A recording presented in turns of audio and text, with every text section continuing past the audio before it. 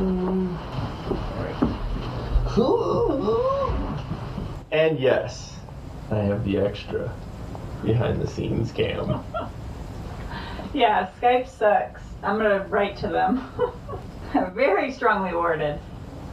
They're gonna open it up. It's gonna be 10 blank pages, and then on one page in the middle, it's gonna say Skype sucks. Well, welcome to the Casa de Daniel. Yeah, we should. We have all things that are good. Yeah. Is that gonna matter if it's? Yeah, Where people meet on each other. But like my living room looks fucking awesome actually, as far as like spooky lighting goes. Well, will you be able to be in that room and talk about dicks and butts and stupid shit for a while?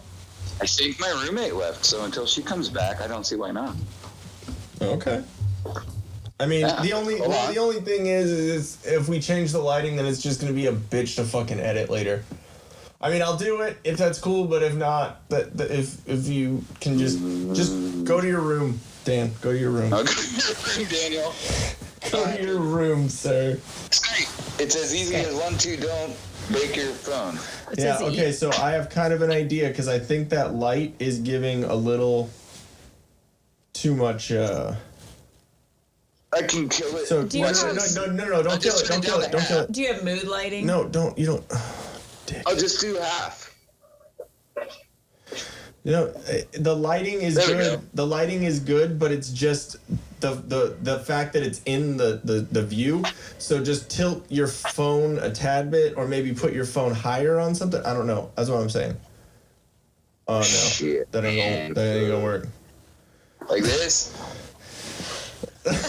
I like how there's a mic. Please just leave the microphone in the room and don't talk into it, because that'll just be really fucking hilarious. Yeah, that's Well, the idea. and Here's what we're gonna do. We're gonna make this look like my mic works. There we go. Yeah, okay. It's really funny with the It'll photo be you have like, behind oh you. yeah, look at that. He's got a perfect setup. You know So what he's glad doing. that's recorded right now. This is great. Like, we're just gonna be like, oh yeah, dude, this guy knows his podcasting. Yeah, that's not right. With his Okay. ineffective dead ass mic. Wait, can you just take the second half of it off and hold it the whole time? Or I could even look like I'm really good at podcasting and have like 2 mics. No, that just means you're retarded. Yeah, That looks like you have a mic that doesn't work and a dildo on the other hand. No, it's like you're a game show host. It's one step away from being the little Fucking skinny mic. Bob Barker. Yeah. Oh, Whoa. what the fuck are you wearing? You weren't supposed to see that. Wait. How old is he? Hey, I'm what just not are give a fuck those? about sandals. I'm just letting you know that we've already been recording on all the cameras right now, and that was recorded. And we usually put in like a little piece, an extra piece at the very beginning. Too, but That's gonna be it. Hey, Twitter world. Don't pet the llama. A pangender octopus who roams the cosmos in search of love. I'm never going to look at butt plugs the same. Apparently, ducks are rapists. I'm really uncomfortable with this conversation.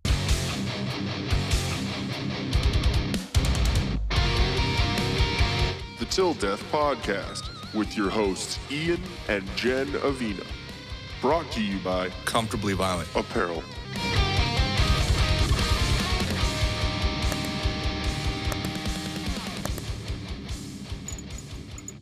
What's going on, guys? Welcome back to the podcast. My name's Ian. and I'm Jen. And we have a special guest that you guys have not seen yet. Well, you did see in the video bit. when Dan went to the Reno protest before it, got crazy. But yeah, I just gave his name away. It's gonna be Dan Newmeyer. He's right here. Say hello. Hello, everybody. Remember that delay That's thing right. I was talking to you about earlier? It's actually not been bad the whole time we've been doing the talking. That's right. I heard you guys were casting some pods, and I thought I'd You help make you it with sound that, I like we're guess. like I don't know. fishing. Yeah. Yes, that's what I thought we were doing today, right? So, real quick, I know that I know that that you are not joining in on this, but we have to cheers.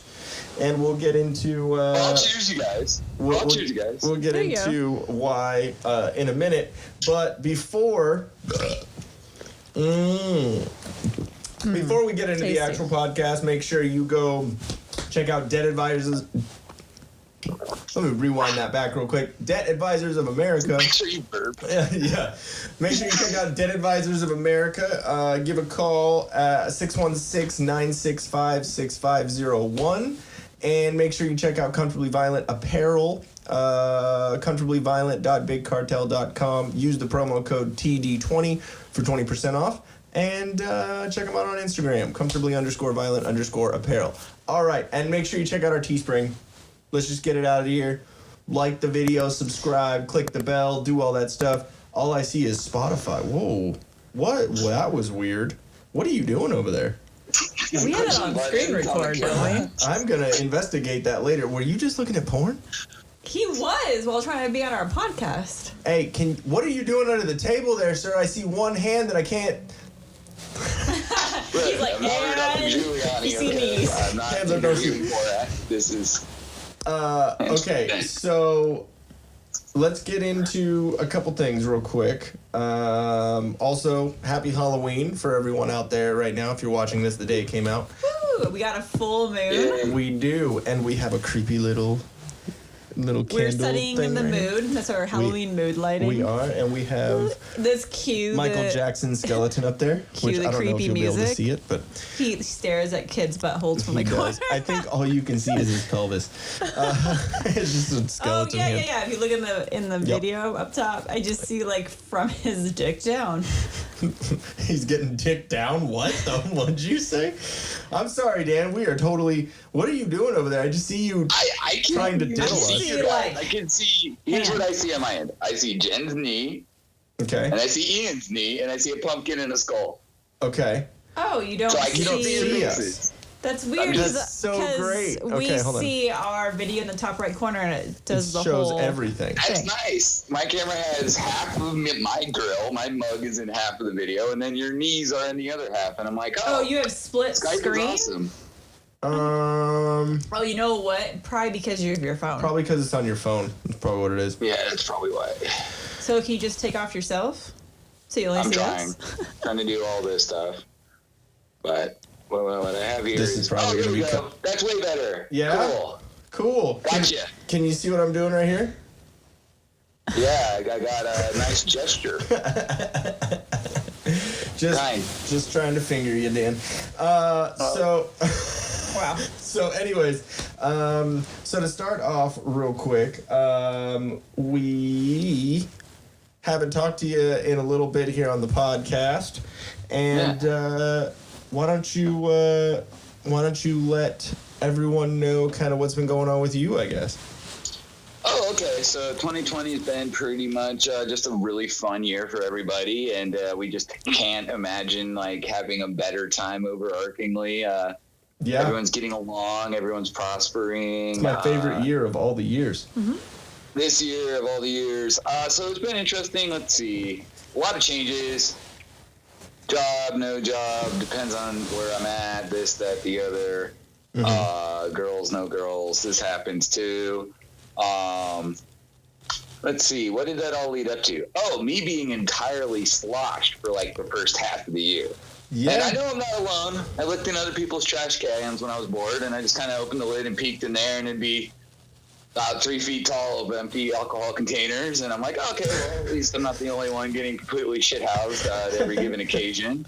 Yeah. But then, there's like sometimes you kind of wonder, like maybe that isn't going to be the healthiest thing for me or diabetic or somebody who likes to drink too much. So I guess the big one is almost 2 months ago, I stopped drinking entirely. Yeah. And now I drink coffee.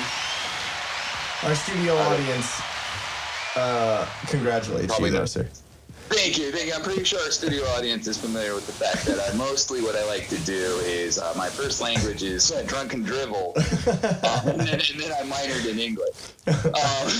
You don't get the name Smooth Talking Dan without What does your mug say? Bourbon and a smooth lack of remembering what the hell I was talking about the next day. Yeah. What does your cup say? Because it says, "Behold the field, in which I grow my fucks. Lay thine eyes upon it, and thou shalt see it is barren. Wow. That's pretty good. I like that. So do you give any fucks? Damn. Not lately. No, not lately. So yeah, it's been a crazy year. I've had a lot of friends go through like breakdowns. I probably went through a breakdown, or maybe I just drank about it and didn't even remember I had a breakdown. Who knows? So like I've just had a lot of friends kind of have, you know, different struggles and challenges, like emotionally, mentally, physically, financially, you name it. Like people are going through it this year. And, you know, I'll talk on the phone, and I talk to friends too, and like we just try to support or at least listen to each other. But yeah, I've been around the sun 35, almost 36 times. This is a weird one. It reminds me a little bit of 2009. Okay, why? Because like everybody's kind of, it's unstable. There's not a lot of stability in the financial sector. Yeah. Oh, you're talking about when the Big crash. kind of the crash and whatnot. Yeah, the .com crash and the housing crash and extended loans crash. So, I don't know, it's interesting. You take it day by day and try to make your own fun. And I guess for me, not drinking was hard at first, but now it's like I feel a lot healthier, clear-minded, and less emotional. I'm not calling exes. Yeah, that's always a good thing. But have exes been calling you? Yeah, at 2 a.m., saying like, what's up? Yeah. What's up? And you know what I say? I'm not up. I'm fucking sleeping, bitch. You up? Nope. I'm asleep. I'm not up. Yeah, exactly. But it's funny when you stop drinking or you stop doing what you do, and then you either see your friends that you used to be crazy with, that used to do crazy shit with, or whatever. You still see them doing the same shit, and then you sit there like, was I that bad? Was I that person? Nah, I was cool. No, I was good.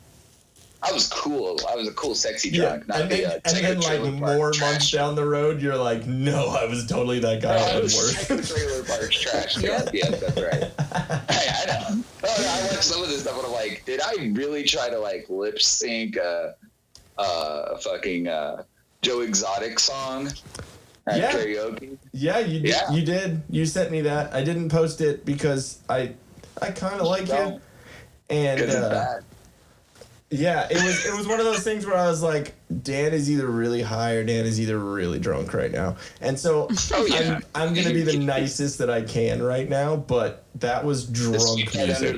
You got to chuck that one in the fucking bucket. Hey, everyone has their drunken things or the things that they listen back to. They're like, why the fuck did I do that? Yeah. So a serious question for you, Dan. You know, like, totally proud of you for you going on the no drinking thing. It's super healthy for you. I lost a lot of weight. I had more energy. Yeah, and, you know, a lot of good benefits that come from that. Now, down the road, do you think that you could continue being healthy but also be comfortable enough, like, having a drink here and there? No. You're done with it all or nothing for me. All or nothing. Yeah. Yeah, I mean, I know that with you and me kind of have the same type of personality when it comes to like drinking and, you know, smoking and stuff like that. Like the addictive kind of personality where just like, fuck it, whatever, and then you're like past that point, you're like, it's got a little much. It's just one of those Don Henley said it, I think, or it was Dean Martin or one of those old classy guys. He said, and this really echoes with me, is first you take a drink, then the drink takes another drink, and then the drink takes you. Yeah, I see that. Like that would happen to me a lot. Like if I can maintain that 2 or 3 beer buzz, I would still drink, but I can't. Yeah, you have to go past that point. And then I get another 12-pack and a bottle, and that's where it all goes downhill. Okay, so you realize that it's just something that you can't control very well. Yeah. So, okay. The best way I heard it said is I'm allergic. I have a physical allergic reaction, which is like when I start drinking, something clicks in my brain and body and goes, keep drinking. Yeah. I think that's just alcohol. Stop before you get kicked out of a saloon or something like that. Yeah. You know? So, yeah. Or wake up in jail or whatever. I mean, we really don't drink anymore. And, like, I mean, here we are drinking a 6% kombucha, and we've gotten faded off of that. So yeah, if you didn't catch last week's episode. So, I mean, I was telling my parents, they were like, how you doing? I'm like, I got a little money left. It's funny how far it stretches when I'm not spending $10 a day on alcohol. And they're like, you were spending that much on drinking? And I'm like...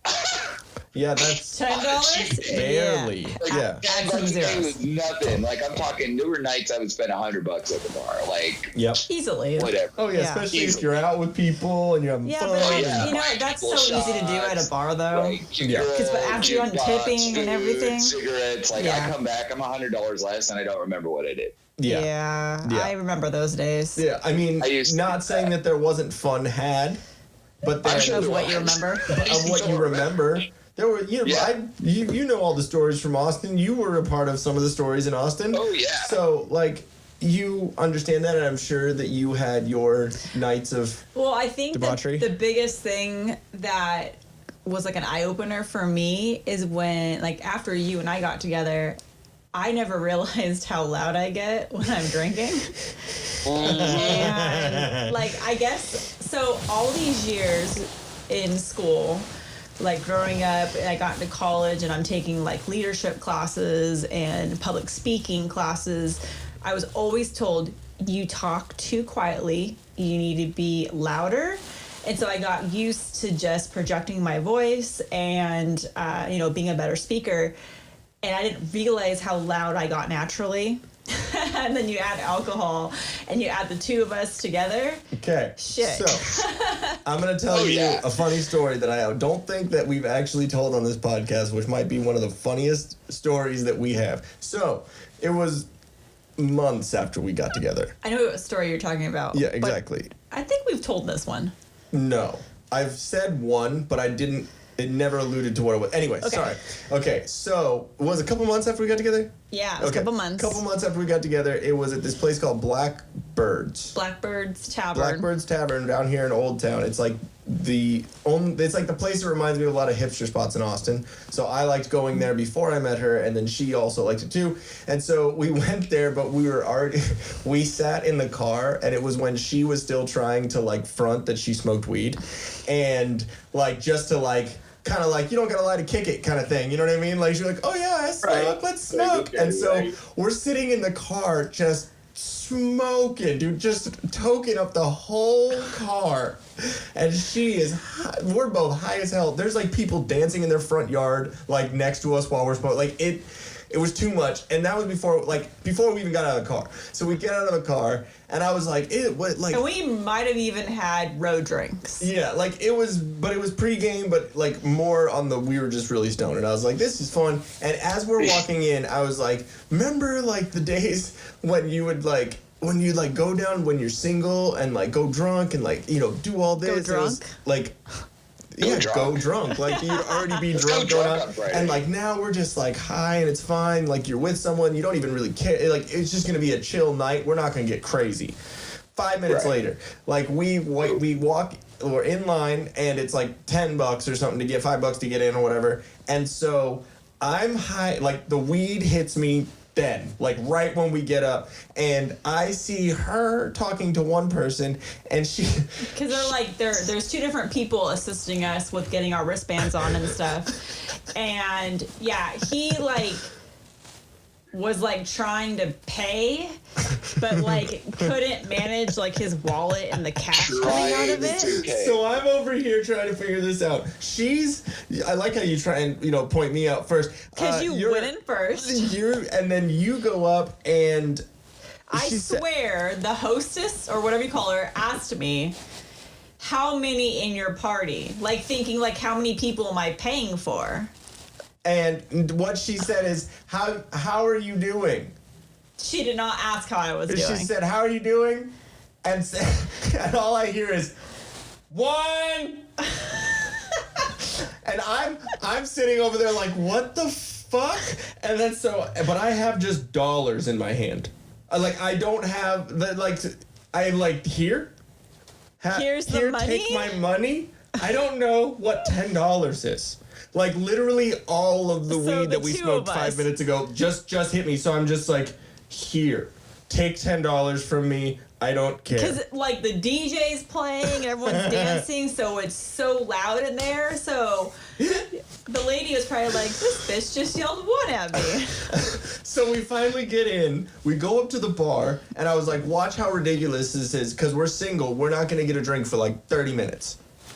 30, 40 minutes, we did not get a drink because we're not like, hey, like, you know what I mean? Like, when you're single, you can just, like, flirt with the bartender, do whatever you do, and, like, but when you're not, you're like, I don't want to flirt with a bartender when, like, there's my girl, you know what I mean? Like, it's just an odd situation. Say, fuck it, I'll wait. And so... You know what? At that point, I would have been like, hey, you flirt with the, Miss Big Boobs over there. I'll flirt with hipster mustache over here. See, now, never gonna happen. But, so, anyways... Hey, so for a there's drink, this, I'll let it happen. Hey. Anyways. So there's, like, a red, like, one of those little red velvet ropes or whatever. And so I'm leaning on it to, like, because I'm a little faded. And I'm, like, waiting for the drink. And this, like, 300, 400 pounder. Like, she was... large Marge, and she's leaning on the other side, so I'm just fucking like, God, I can't like stand up straight, so I look like so fucking drunk after my girl at the front's going, one, and I'm fucking, here's my money, and so like we're not looking very good, and then so I finally get up to the fucking bar, and before she takes my order, these two bitches just walk in, single bitches, walk in, just trying to get whatever they do, and I turned to the one next to me because I thought it was Jen.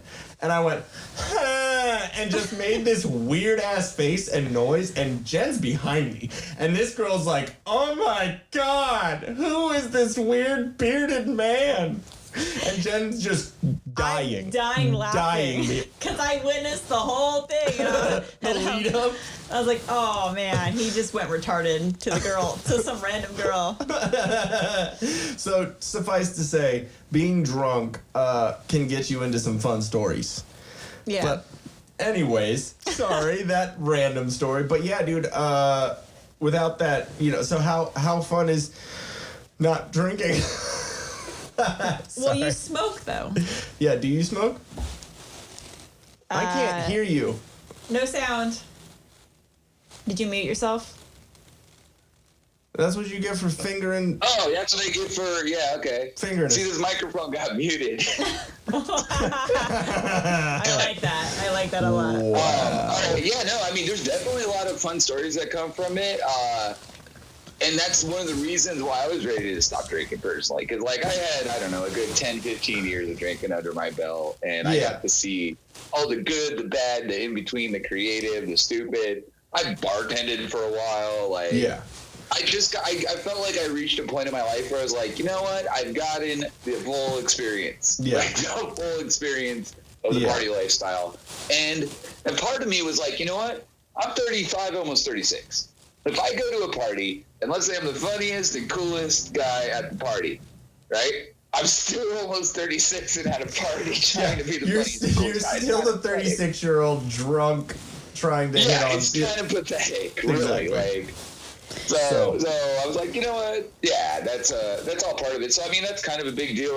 It's scary when you're drinking a lot to think about not drinking again. And that's, like, to be honest, to a guy like me, I was like, oh, no, I don't know if I can do this. Yeah. It only sucks for the first week for me, and then after that, it's easy, and you like don't miss the hangovers. You got a lot more energy and focus, less anxiety. Like you just feel healthier and more energetic at all times, which is cool. Yeah. And I'm sure it irritates the shit out of people that are hungover at work. Like, because I go in, I got my coffee, I'm like, all right, what are we getting done today? And they're like, fuck you. It's like, well, I mean, hey. Yeah. Oh, I get it. Yeah, there's a football game on Sunday, right? And then you kind of wonder, like, do people really like watching football, or do they like getting trashed? Probably. And it's kind of hard to tell sometimes. Well, I think nowadays. Stop. Get out of my brain over there. I know, that's why we're really liking these kombuchas, just because they allow us to feel good, but at the same time, there's no hangover. And it makes me poop real good, too. That's always good. It's a good poop because it's probiotic, so it just straight out. Whoop. Can we get some, like, rookie biotics, because, like, I feel like maybe just some all-stars, some veteran biotic. Yeah. Wow, Dan. Okay, so... We have some creepy stories. We do have creepy stories, but I might want to end with that, because those are pretty good.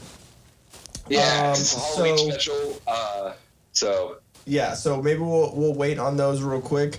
What I say we do is we do a little ad read real quick. Yeah? Fire away, man. You good with that? Yeah. Cool. Did you put too many pallets of toilet paper on your credit card during the pandemic? Are you struggling with the interest rate accumulated from said paper product purchases? PPP. Did you sign up for all the streaming services knowing that it would come back to bite you in the ass? Are you today years old, realizing it? You need Patrick with Debt Advisors of America.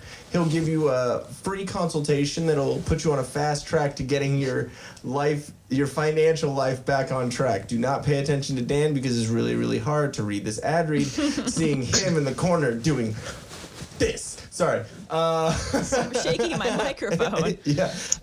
Okay. You'll get no interest on that also. Put your money away, sir. See, that is all the money that you'll be making without having to pay that interest. Along with all that, he'll consolidate your debt into one single payment. Debt Advisors of America handles over $40 million of unsecured debt a month. Patrick is a certified debt specialist with the IAPDA, the International Association of Professional Debt Arbitrators, and has much more professionalism than we do in this show. It only takes a couple of minutes to get your life back on track. You know what? I have the new number. He actually did it. Oh my Jesus. I'm going to refrain from making comments. Yeah. Hold on one second. Wait, where are we at? There we go. The new phone number, call or text 619-431-1299. Let them know, send the message, hey Patch, or hey Patrick. I don't know, we haven't come up with a message. Hey, P? Hey, P. But make sure when you send the text message. How do you spell that? P-U-H. Make sure you mention Till Death Podcast. I'm sure he's got something cool there for you. Might even give you a little, extra. I don't know what extra you get with 0% interest, but there's something. Maybe he'll send you I don't know. Money, dude. There we go. Whatever he said, I couldn't hear it. But anyways, check them out. 619. I need that new number on a piece of paper. 619-431-1299. Let's get back to the show. Let's get back to the show. That is like a pimple on your back. You need somebody to pop it. All right, guys, welcome back to the show. And that was actually a perfect ending to that ad, by the way. All right, so the next thing I kind of wanted to talk about that I've noticed is that movie theaters have been doing absolutely horrible with the coronavirus and all that stuff. And something that I read, that I saw, was that there were movie theaters that were renting out an entire theater for $99 for 20 people. Dope. Dude, But is that not Our county just went back to the want to purple do phase, that. so all movie theaters are shut down. What movie would you show, Dan? I wouldn't. I'm hooking up a Nintendo 64 and we're playing Smash Brothers on the giantest screen you've ever seen. The vagina giantest? screen?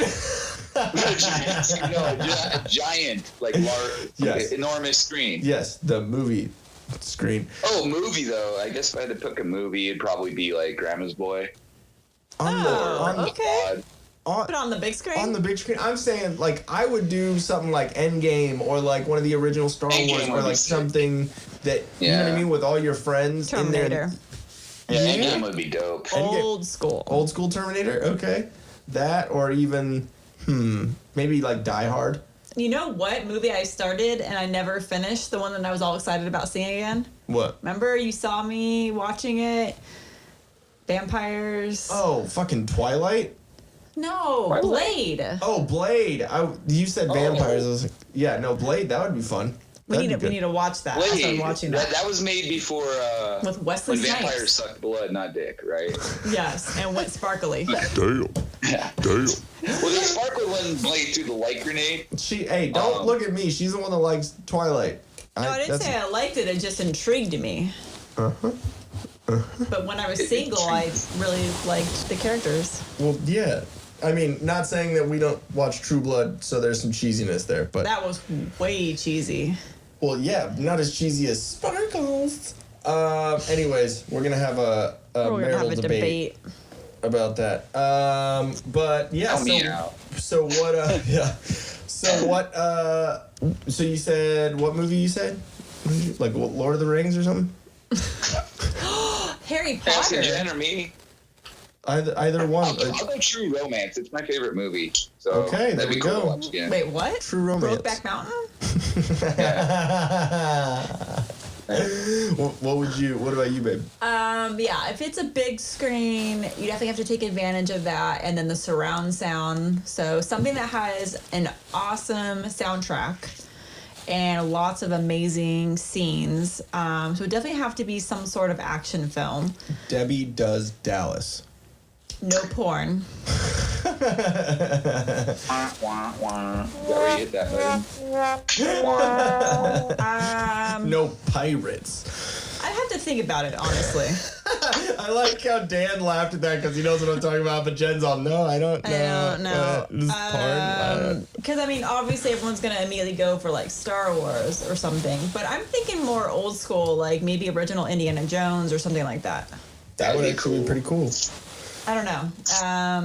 Okay. Something along those lines. Yeah. I just think Endgame, because it's just such a big movie, period. Freaking great. And it's newer, so like the quality and like the, pixelization or lack thereof, you know what I mean? Like it's going to be really, really good. So, okay. I see you with a notepad over there. So what do you got going?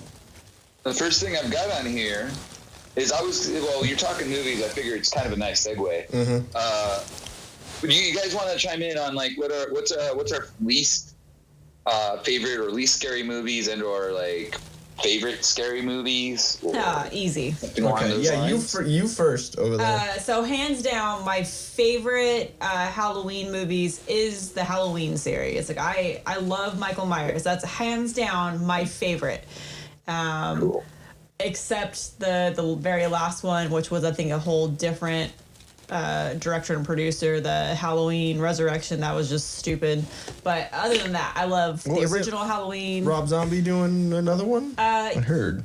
No, Rob Zombie's coming out with new music on Halloween, not a movie. Oh. So yeah, I'm also excited about that. I want to hear his new music. But yeah, definitely. And I do. Yeah, if you like the weird, creepy, sexual stuff, then like Rob Zombie's House of a Thousand Corpses. Yeah. Did you like that better than Devil's Rejects? Or I never saw that. You never saw Devil's Rejects? I never the saw second one? too. I mean, it's the same. The what is it? Witches of Salem or something? Is this other one? Which is and it has his wife that has like the black and white face, the stripes or his something. His wife did blackface? That's not right. With like blonde dreads. Yeah. Tired of offending only one race? Try Cruella de Vil face. There you go. No, I know. Halloween's just my iconic favorite movie. Cool. What about you, sir? I think a lot of the slasher movies don't really get to me at all. Like I just don't like them that much. I like the psychological scary ones. I saw one a couple years back called The Babadook that scared the shit out of me. Oh, I never saw that. What? It was great. I think that one's on Netflix or something right now. Yeah. Okay, I need to look that one up. I saw, The Exorcism of Emily Rose is pretty good, I thought. Yeah, that was pretty gnarly. Yeah. My least favorites are going to be things that are just like a bunch of attractive college kids doing stuff that get killed off one by one. So Halloween. So basically what Jen mentioned. I just find it predictable. I'm so sorry. I like the original Halloween where like you learn about like Michael Myers and like kind of his, I don't know, I just like it. It's iconic to me. Yeah, it is iconic. It's predictable, but I like it. It like when I think Michael Myers, I think Halloween. So yeah, no, I don't like all the new movies. I did see Annabelle in the movie theater. Oh yeah, that. And I literally covered my eyes for that because there was a scene where, like, you're waiting for something to pop out at you. You're like, oh my god, oh my god, oh my god, and then popped down. For me, it's more like it. Obviously, because like the movies are kind of these movies that I'm about to tell you about. I'm gonna build the suspense before I let you know what it is. But the movie that I'm about to tell you, like, yes, it's cheesy. Like the cinematography of it and like the certain little plot points and whatever, but the basic premise of it is creepy to me. What the fuck are you doing? The Ring. Okay, wait a second. Is that beeping on our side? Or Dan, do you have something beeping in your house? Nope, I just spawned spooky beeping with my reference to that movie, The Ring. No, it's the like reflection of his voice in the room. Like it's hitting high pitch. Is it really? Yeah. Oh, okay. Okay. Anyways, no, The Ring. Anyways, before you decided to, The Ring. do that. You both y'all. No, mine is Final Destination. Oh. And that's what I was saying. Is the movie is cheesy and like the cinematography and some of the acting in it, but the premise of it, the death concept will fuck with you. The premise of it, that death is gonna find you and you can't cheat death. That shit. Like, anytime I'm driving down the road and I see a fucking logging truck, nope. I get the that's furthest a lot away, of people. Same, dude. Anytime the cranes with the big fucking window panes, dude, that one scene fucked me up for a second. Because it had shit to do with the dentist, too. Do you remember? Because he was at the dentist, and then the fish fell in his mouth, and he almost fucking suffocated and died. Like, dude, that whole scene fucked me up for a minute. Like, just because of, like... hand down the disposal in the sink. No, I'm good on that. And then the fucking right into his eyeball. Like, that messed me up. Also, like, the elevator thing, that... Fucking when she gets her head chopped off because it goes up real quick and she gets all stuck. Trying to climb out. Yeah. That nope, I'm good. So many little things that like when remember when that girl steps back off the curb and gets hit by the bus. Mm-hmm. That was one of the first scenes in a scary movie that I like tried to slow-mo to see how they made the shot. Right. Like, and I was looking at it, I was like, dude, that's so crazy. Like literally frame by frame, it looks like she just splatters. Like got railed. Yes, in the face. But anyways, yeah. So that's my mind. I'd say the premise of Final Destination has probably freaked me out the most. I don't know. Maybe the paranormal activities, because. Oh, I like those. They're fun. What'd you just do, Dan? Call ended. Wow. He hung up on us. Dan hung up on us. He hates y'all. Oh, all right. We're gonna do an ad read right now, and it's intermission, and try and get him back on. So we'll catch you in a second, guys. Oh, you were saying Final Destination, and I couldn't agree more. That's a really, like I said. Hold on 1 second. We're doing an ad read right now. So hold on. Wait. Okay, so I can take a quick break. All right.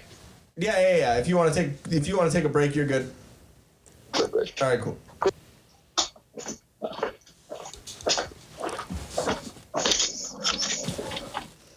That sucks.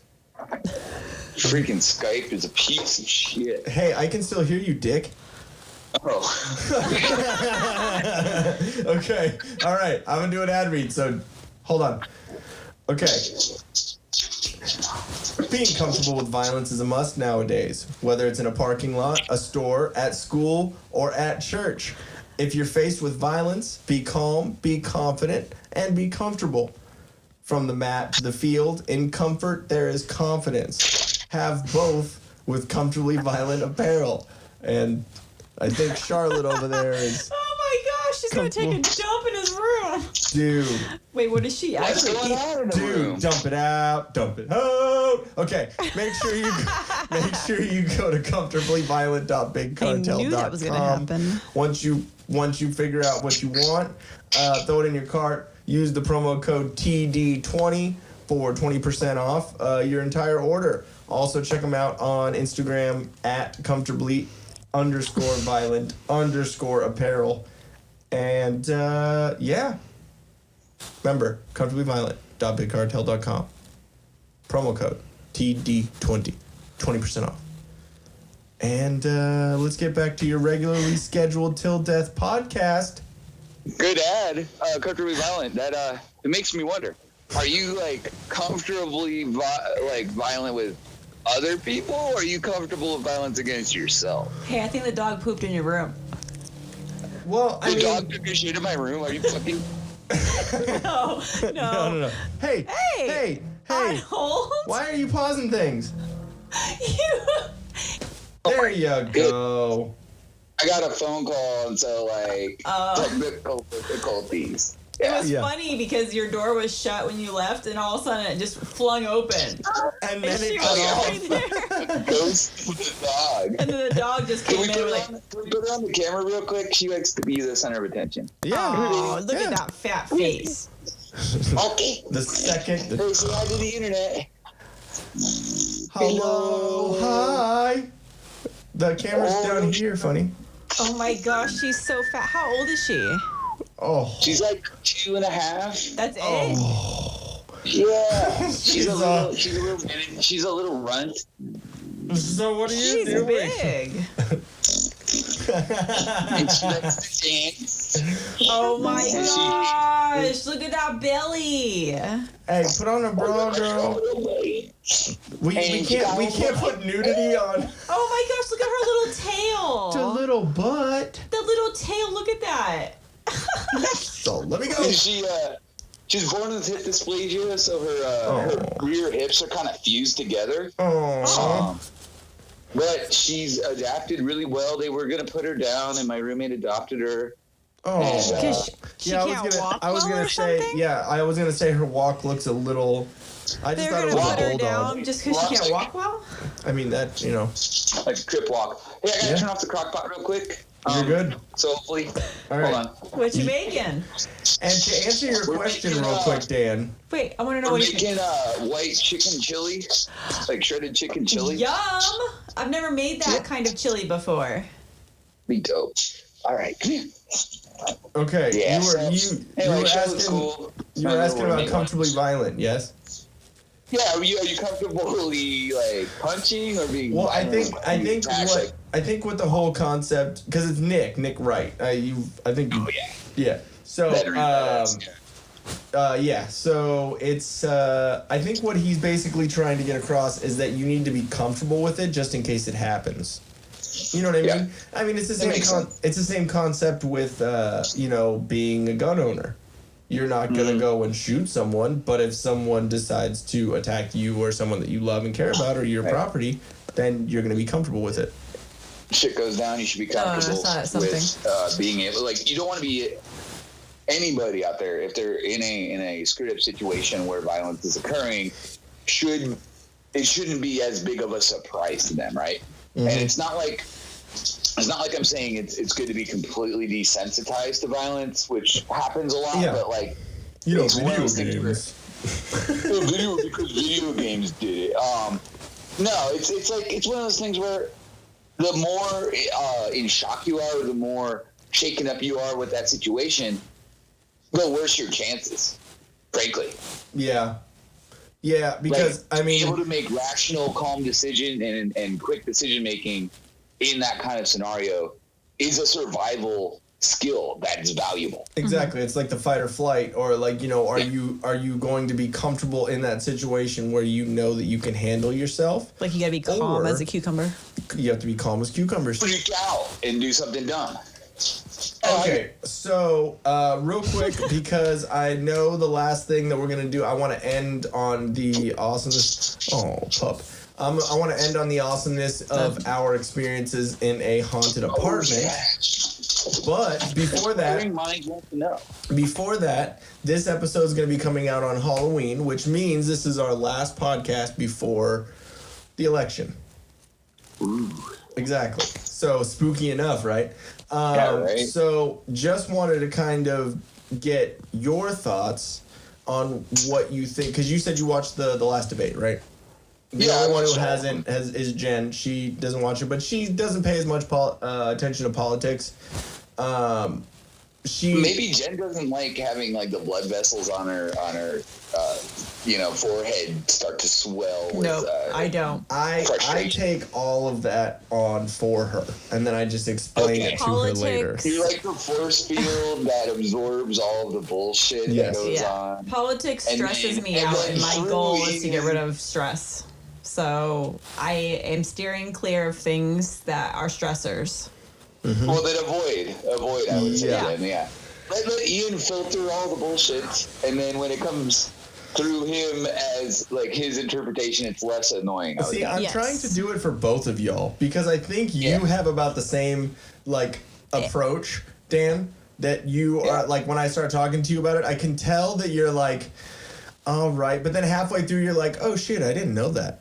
Like that's crazy. Yeah. There's a couple things that I've got you on. Yeah. But that you're like, oh fuck, I didn't even know. Yeah, I mean, well, I guess my background's different. I went to nationals in high school in debate, and then they called me back to be a debate judge for the senior class after I graduated. Mm-hmm. So I got to judge debates. I was immersed in it. I learned the structure. I learned the concepts. And what I want to see is an actual debate, and I don't give a shit who's up there. Yeah. Like, I don't care who it is. I don't care what platform they're on. I don't care what the policies are. I just want to see a debate done. So from that, coming from that background, you don't care if it's a presidential debate or a debate on ramen noodles, right? Or it's just like basically by the structure of it.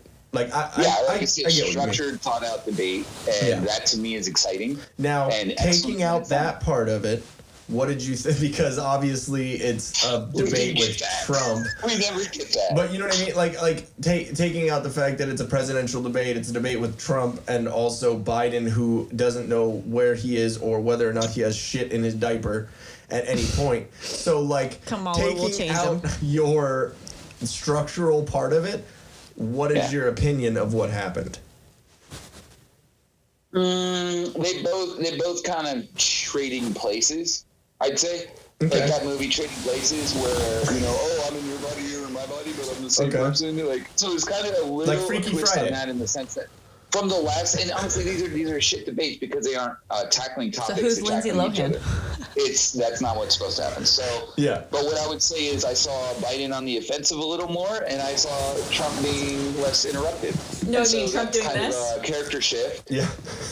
Away from the last debate where it was completely the opposite. Yeah, I think, and I was talking to you about this, and I was talking to you about this last week on the podcast. But I think Trump's his tactic for the first one was very combative, obviously, and I think he was trying to do that to elicit a response from Biden that would, because if you notice, anytime he's been asked about his son and the dealings with China and the money and Russia and all that, he's immediately He's immediately exactly. Where does it come? It comes from China. China. You did that well. Yeah, you need to find like a Trump wig and like come up like do a little bit of an impression because that was pretty good. I try to all the time, but it didn't work. Okay, I'll think about it. Wow, it was tremendous idea. But, it was so tremendous. I run the podcast. Okay, not you. He's kind of like mafia when you think about it. You're like if Joe Pesci was orange. If Joe Pesci was the orange M&M. But no, I think because if you look back at a couple things that Biden is, anytime you ask him about his son and all of his dealings, or anytime you ask him about kind of press him, he comes back assertive, and he was about to challenge. I think he challenged one of his supporters, the people asking him questions, to do push-ups. Like, it was just ridiculous. It was just ridiculous. No, Biden, not Trump. Trump would just say you're ugly and you look like Rosie O'Donnell. He was just trying to promote healthy in 2020. So there's been enough times where Biden has made gaffes and done stupid things. So I think Trump was trying to elicit that response, and it worked to a point. But I think on this one, he knew that he had to scale it back. And there were a couple times where you could see he was going to interrupt, and he's like, nope, I'm not going to do that. That's not my thing. You can see him make faces, like, which is hilarious. Yeah, I like this one where he rolls his eyes. He's like, yeah, he was like, "You've got to be kidding me" when he's talking about some stupid whatever. Yeah, but like, huh? The funniest part about it weren't any of the like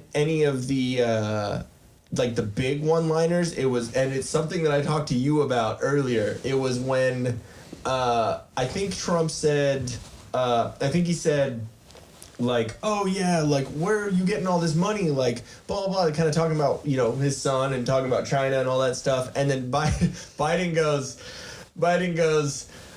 where's this guy come from? Where does he get these ideas from? And you just see Trump go, Queens.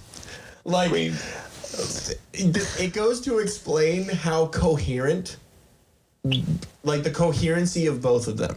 Like, you can see that Biden is not, he can't even ask the question or propose a question to the American people, which he likes to look at and look straight into the camera and, like, you know, point, which we talked, yeah, exactly. Like, but it doesn't even point out that he's, like, so fake and doesn't realize what he's doing, but he also can't even ask the question right. And Trump, not even talking, immediately, like, is hearing what he's saying, and he's like, oh no, Queens. Like, so he's not only just making a joke, but he's so in tune with what the other person is saying, not even just himself, that it's like, dude, like, it's not even a question of, like, who's more coherent.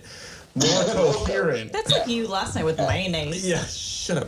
If we're gonna get into that in a minute. But no, I think it. Walk right into that, there, Ian. What? What? You walked right into that one. You set yourself up for that. No, I did. But still, like, I think it's funny, just even on that bait. Not even just the comeback, but I think if you dissect that, like, the coherency of the two of them is blatant. Yeah. I don't know. Trump's a dick, whatever, but I had to follow up because this makes my blood pressure rise to unhealthy levels and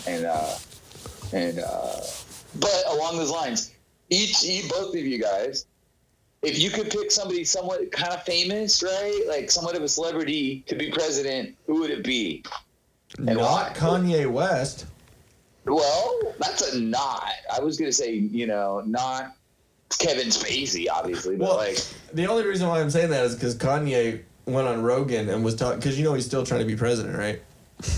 Oh God, really? Yeah, it was a 3-hour podcast where in the first 50 minutes Rogan talked for 5 of those minutes. Like, Kanye literally is just one stream of consciousness that doesn't make a lot of sense. Like, he was more coherent this time than any other time that I've heard him talk, I will say.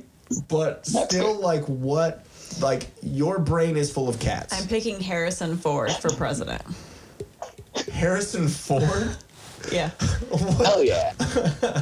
Yeah. Yeah? Yeah. Yeah. But dude. Harrison Ford in what character from what movie as president? Air Force The One. Fugitive. Air Force One. He was on. Air Force One. Yeah. Well, duh. He saved Air Force One. Like, yes, Yeah. that guy right there. What about Rocky? You want Sylvester Stallone to be president? No, not Sylvester Stallone. Rocky. Okay. Like the character of Rocky. But that's the character. Yeah, Okay, so you just literally want a boxer to go up there? Like, are you saying Mike Tyson should be? Mike Tyson. That'd be great. If you I'm sorry, Nugget as president. Mike Tyson would be a great president for entertainment. That's like when we had Arnold running for governor. Yeah. He was our governor. Yeah, I like to block that out. He's gonna lower taxations. I'm just gonna take every situation and make sure that That's my way through I it. got it head on and I just punch it in the face. You just punch all the problems in your face. Well,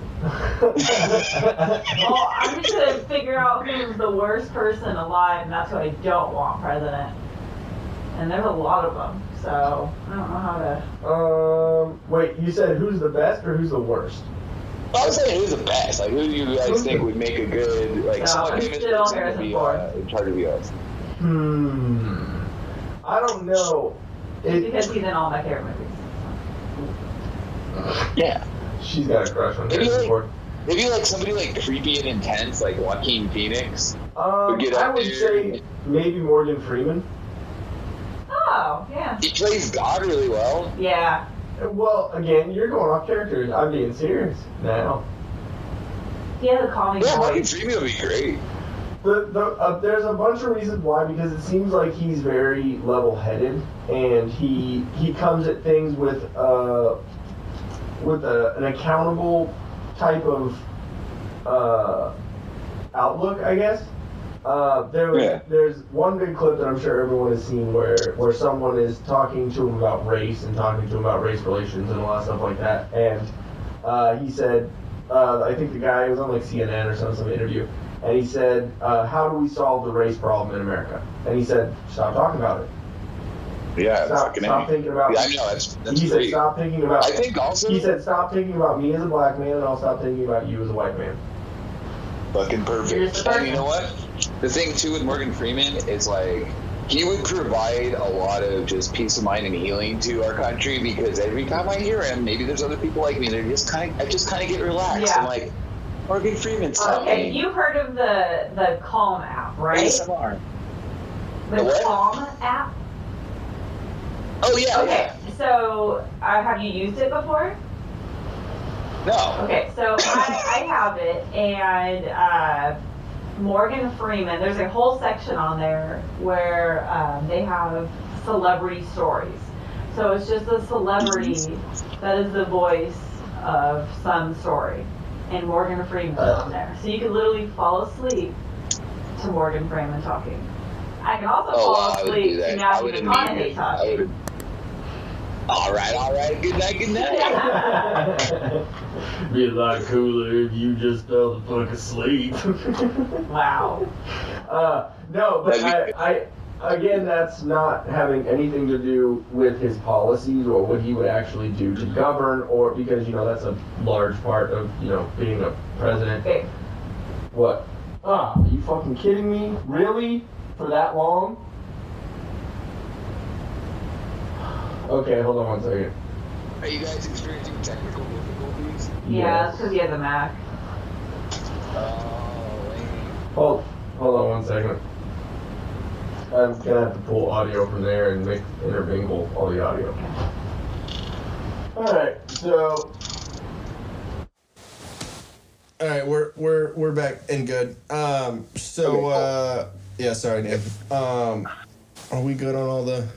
That one's off. Okay, hold on one second. So Morgan Freeman, I could dig that, man. And I could also dig falling asleep to Morgan Freeman reading me a bedtime story. You could actually get the app for free through certain insurances and through, I think, American Express. If you have American Express card. But yeah, if you go to the Calm app, they're running a whole bunch of specials this year because, 2020. So I got a year free of it. Everyone's trying to be calm right now. Yeah, I'm trying to incorporate meditation into my life. Yeah, but you're married to me. There was an app called Sleep With Me, which sounds really kind of not what it was intended for. Yeah, they probably should have named it something different. It was a podcast called Sleep With Me, and this guy he just has a voice, and he talks incessantly. And he just dribbles on about shit that doesn't matter at all, and never completes a thought, and just kind of is he sounds kind of like the dude from Caddyshack. Oh, okay. Wait, are you talking about Bill Murray? Yeah, he sounds like Bill Murray in Caddyshack, and he just talks for hours and hours, and he has 200 episodes of him just rambling about boring as fuck shit. And the thing is, you start playing that, and you're your brain comes in, and it's like, oh, hello, perfect. This guy, yeah, dude. That's awesome. The dude from Caddyshack. I got the phone call. With the gopher. You see the gophers in his hands? Oh, that's great. You want me to count the gophers? Well, they're the key. Oh, no, you said gophers. Oh, I can manage that. Okay, what me? Oh, yeah, that's great. So, yeah, he kind of sounds like this guy, and he just rambles on, and his podcast is called Sleep With Me. And so you put it on, and your brain tries to get into the podcast. That sounds a little Me Too-ish. So fucking boring. It gets Sleep so boring. with me. Yes, I know. And it's like the least sexy thing you've ever heard. And he just rambles on, and before you know it, I kid you not, when I was having trouble getting to sleep, like 15 minutes of this dude just rambling about because nothing. Because he was boring? Like, it's boring. Okay. Yeah. So real quick before this sound cut out and whatnot, what I was saying about Morgan Freeman is I think he's pretty unifying, and I think he's pretty open-minded and like level-headed. Again, like I said, basic policies and all that notwithstanding. But I think, having an outsider's opinion is good, because I mean, obviously we have so many people that are in politics right now that have been in politics forever, that there's a level of corruption that's already in there. And why do you want someone I think that's like just that? kind of what goes along with politics. That's Nope. how you get involved. That's how you move up. Isn't that inherent to the position? It is inherent because of what has happened. It is not inherent because that's how politics are supposed to be. No, it's not how it's supposed to be, but that's how long it can you be a is politician happening. before it becomes part of you? I know. When you think about it, you kind of get sucked in, and then you have to make a decision in your life. Do I continue on the good path, or do I move up in my career, but by doing so I'm becoming a little more corrupt? And what path do you take? Right. Yeah, I mean, I think well, obviously just Everyone the fact likes of money. Just the fact of politics, it's in everything. Politics are in how I deal with you compared How to you deal with me? well, you want to take it at that, but I meant like how I interact with you, how I decide what I decide to say to you. I call you a turd all the time, but I'm not going to When I call you a turd nugget. But I'm not going to call you, a bitch ever. Yeah, you get socked in the balls for sure. See Dan's face right now, exactly. So I'm not. There's politics in everything. The way I talk to Dan about certain things, the way I talk to my dad about things. Like there's political ways of speaking, but when you actually talk about being a politician, like your whole world is always having to be almost fake. That's what I'm saying. Like, to me, if you were to ask what is the definition of a politician, I would say somebody that's acting like 95% of the time. Yeah. Ooh. Yeah, that makes someone that's full of shit is what it sounds like. Right? Well, I mean, you think about it. Like, if you are a politician, whether you're a politician from the local level, so you maybe a city council member, all the way up to president. So your whole life, a majority of it, your career, encompasses you and your constituents. So you have to. You're right. You are performing the whole time when you're in public, and you got to watch your back when you go out. If you're out with your spouse enjoying a night out, you're still acting because you have to make sure that if someone happens to see you or recognize you, you're not doing something wrong or that can be conceived wrong. So you're not pulling a Daniel and getting drunk and putting a quarter down a guy's ass crack at a concert. Yeah, I'm sure most politicians are not doing that. They're probably doing worse.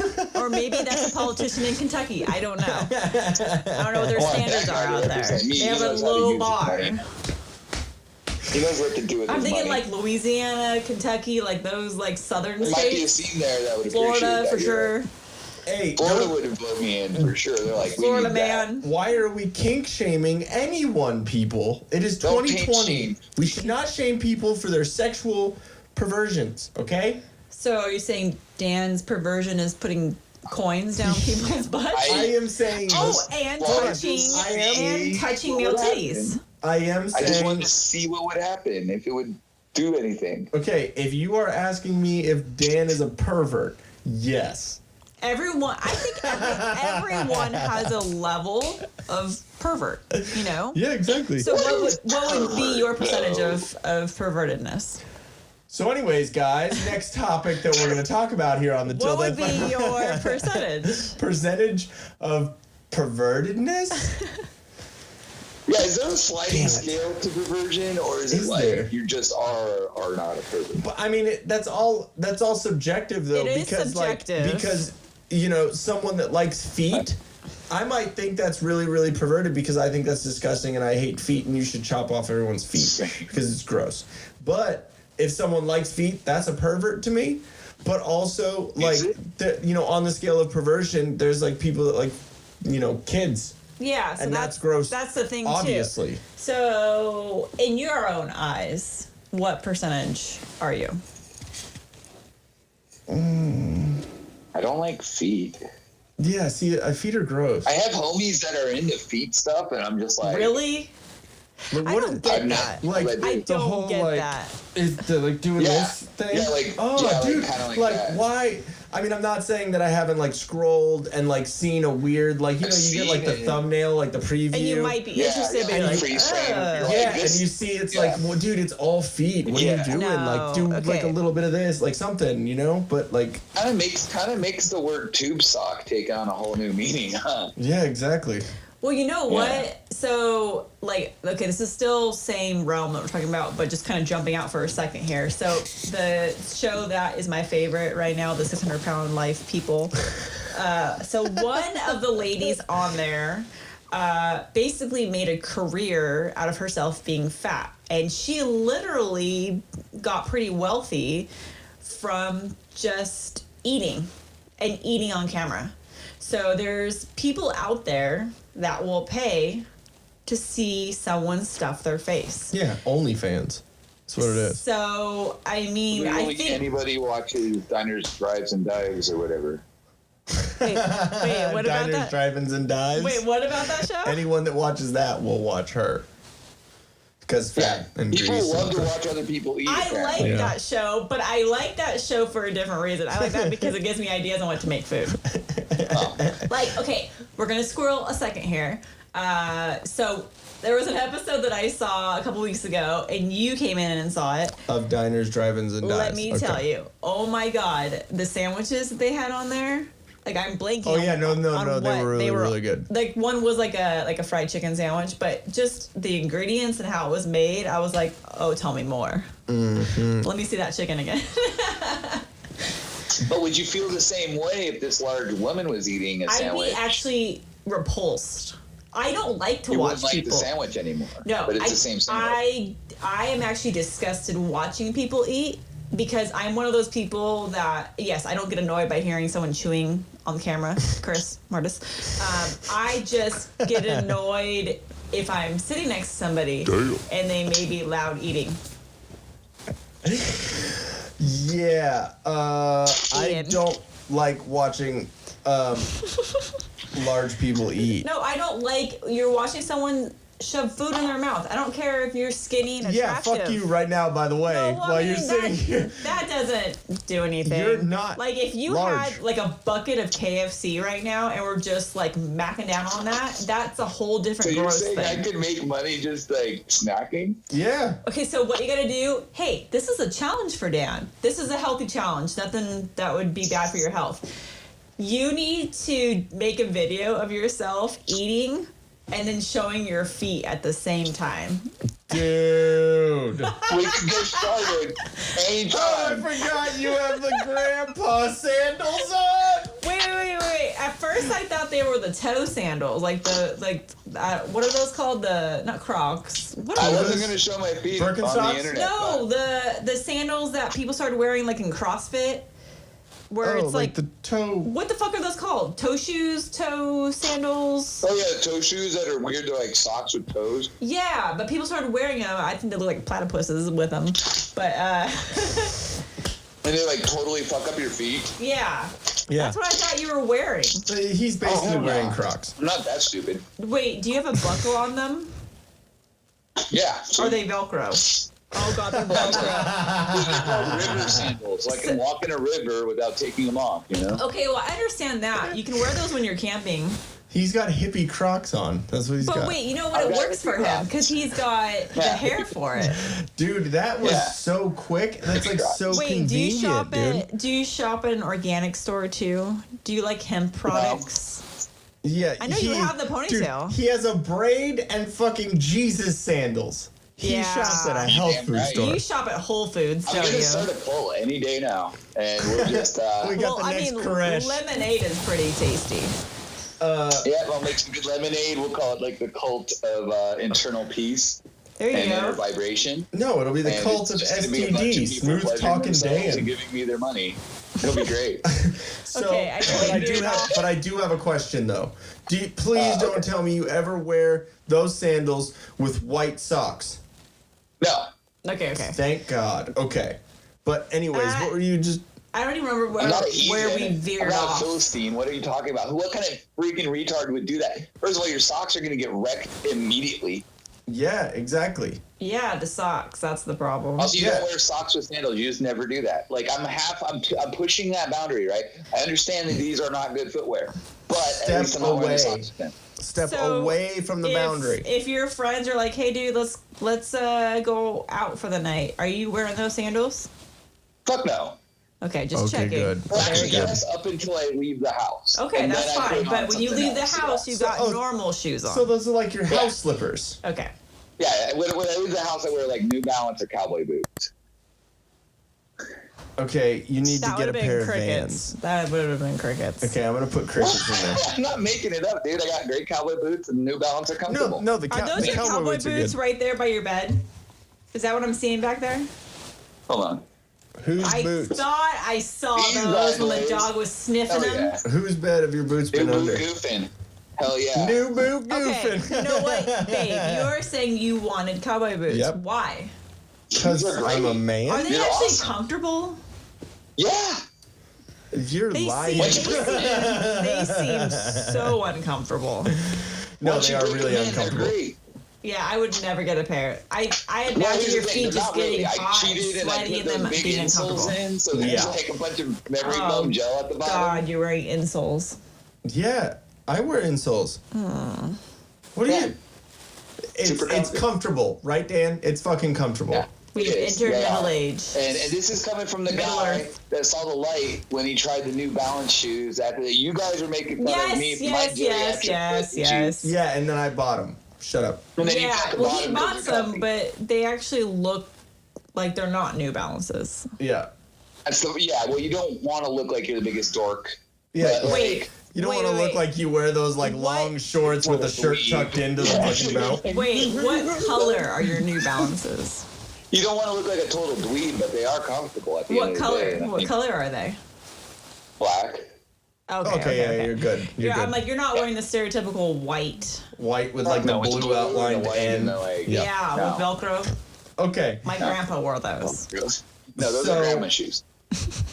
Now, He was in his 80s. Real quick, before we get off of all this chunk of topic, which we were talking about, Squirrel. debate and election and who would be a president out of anyone, whatever. Before we leave this, the one question I want to ask of both of you is predictions for what's going to happen on November 3rd. Super Tuesday. Dan first. Who do you think Okay, is I'll go going to quick. win, and why do you feel that way?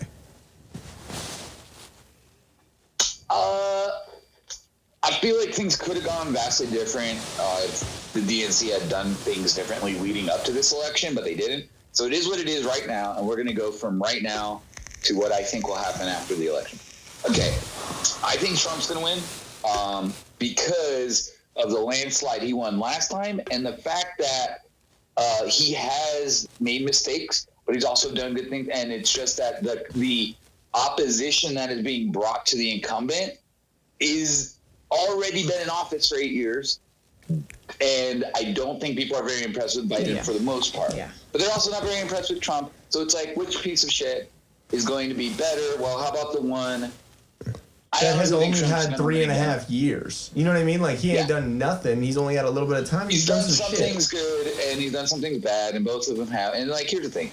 I think Trump's going to win again because of the record that he's already set of like, okay, our economy did better, in fact. And just the fact that we have a lot of, like, people in the Midwest and in big cities that make up a vast majority of voters. So I wouldn't be surprised if Trump wins, but I also think third party is going to have, maybe a 7 to 10% show up this election, unlike all the previous ones. So you're talking like a Ross Perot kind of representation. Green Party or Like, Libertarian and I'm Party, not saying that to be like discounting. I'm saying no. like Ross Perot was a pretty good third party. He was even enough to be on the debate stage with Clinton and Bush. Like That's a pretty big accomplishment, dude, for a third party. I think third Sounds like party's going to make Clitbush. a bigger splash this year than in previous ones. So whether it's Libertarian, Green Party, or whatever independent vote, will show up more than they have in previous elections, except for Ross Perot. I don't think Joe Jorgensen is the right libertarian candidate to actually get it done. I do think she has some good ideas, but I think I don't think she's represented well, and I think that is a singular thing. I think that's on her. She's just not representing herself well. No, and Joe was nominated recently, right? So if the Libertarian Party wanted to make a really strong option, they should have gotten a candidate sooner and worked on it sooner rather than, oh shit, we've got 4 months for the election. Joe, you're qualified. Let's try to get you in there now. Yeah. No, it should have been a thing a while ago. So yeah, we'll see. I think Trump's going to take it, but we'll see. I could be surprised. I think that her social media and marketing and all that is a part of an election now was pretty much non-existent. The only thing that and I'm all over YouTube, I'm all over as much of this stuff as I can, especially because it is an election year. It is all what's going on right now. I try and pay attention to it because it's our country, it's where we live, it's what's going to affect us in some way for the next 4 years. So I've looked at a lot, and I the only person that I see her interviewing with is Dave Rubin, which I don't. Do you know Dave Rubin? The Rubin Report. He was a liberal, and he used to be on the Young Turks, which is the most liberal you can get. And he's kind of he's a libertarian, and he's more conservative than he is liberal now, and he has his own show now. I think it's on the Ben Shapiro network and stuff, the Daily Wire. But he interviewed her, had her on for a good 45 minutes, and I tried as hard as I could to, because I like to think of myself closer to libertarian than I do actually full conservative. It's just Trump is the one that's representing that side, more than the other side, because there's, Jo Jorgensen, like I said, she's not. But she went on that show, and I listened to a couple of things she was saying, and she makes some good points, but it's just not enough. It needs to be someone else if that is going to be a contender at any point. You know what I mean? And also, campaign is a little bit too little, too late, I'd say. I equate her to Kanye only in the campaigning. Nowhere in ideas or talking or crazy. You have cats in your head. Just in the structure of a campaign. But just where you came at it. But before I give my opinion, which obviously is going to take a second, you? Well, so I have a question first. So I've been seeing a lot more ads and commercials for targeting black people and stating, get out there and make sure your voice is heard and get out there and vote. Now, to my recollection, there was no talk of what side, Republican versus Democrat, that they were going after. It's implied. I assumed Democrat. Yeah. To me, and I don't mean this in any way to be disrespectful, but to me it came off in a funny way because the scenes that they show with the peaceful protest, the walking and such, which we all know from what we've seen on TV, or if you've seen it personally, what those have all ended up as. Yeah. So to me, it was just reminding everyone of all the crazy peaceful protests that have actually happened and maybe working against them with those commercials. So I just found that to be hilarious. But from all, the only things that I'm hearing and what I'm personally seeing, since we are a ballot collection site at my work, I'm a lot of Trump supporters. And I know actually our area is actually predominantly Democrat. So to see people coming in, they have their Trump hat on, they have their Trump shirt on, they've got flags with them, they're rolling up in cars with bumper stickers for Trump, they have their big Trump flags, they have their support police flags. Everyone that's coming by, has been for Trump. And so I'm like, okay, that's interesting considering our area is highly Democratic highly Democrat. So do you see that in Nevada? Do you see many Biden supporters, or is it just Trump supporters and Trump haters? Fucking dude, it's, for me, I think it's all extremely lame if you're wearing like somebody else's like name on your shirt or hat and it's like a politician. Like, I think you really might want to evaluate like how uncool you've become, no matter who it fucking is. But okay, bumper stickers. You don't think it's right to support your candidate? These are the same nitwits that have like Ross Perot stickers on their car from like 1996, and they just never took their bumper sticker off. Well, yeah, that's probably because they had a fucking '89 Corolla. No, it's because it's on there and they can't get it off.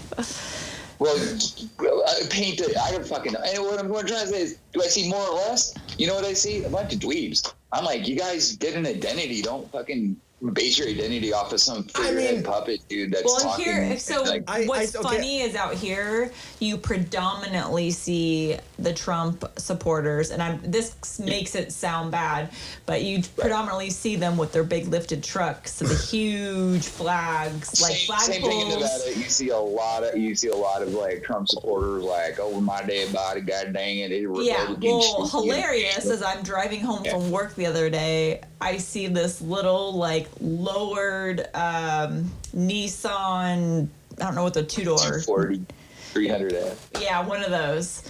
Yeah. Just speeding past me, Trump bumper sticker. And it was just funny seeing that because, you know, the type of vehicle, I'm like, oh, I'm not used to seeing like on like one of those kind of cars. Yeah.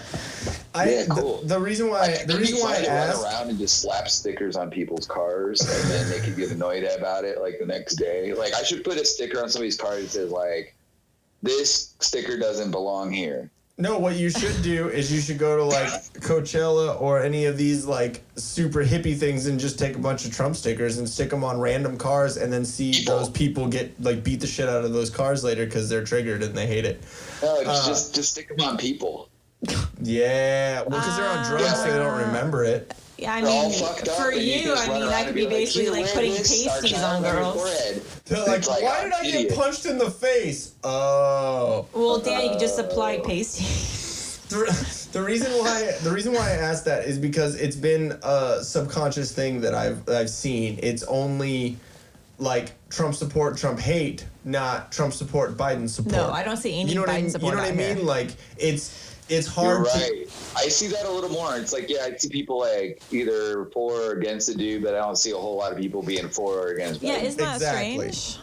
Like, it's very weird because, I mean, when there was Obama and Romney, Romney obviously didn't have as much pull as Obama did, but there was still Obama support and Romney support. You know what I mean? Still saw the stickers, the everything. It's just crazy the way everything is. Obviously, my prediction with all this is Trump's going to win and Biden's going to shit his pants live on TV and say the N-word. I think Biden's going to say the N-word. I think it's going to happen. Yeah. I think it's going to happen at the same time. What if he shits and that's the first involuntary noise that comes out of his mouth? Or what if he really says something that puts his foot in his mouth where it's something like, you know, his whole big thing with like, if you don't vote for me, you ain't black or whatever? Yeah. Like, what if he's like, well, guess you all white or something? Yeah, exactly. Oh, you know, like saying things like they're going to put you back in chains.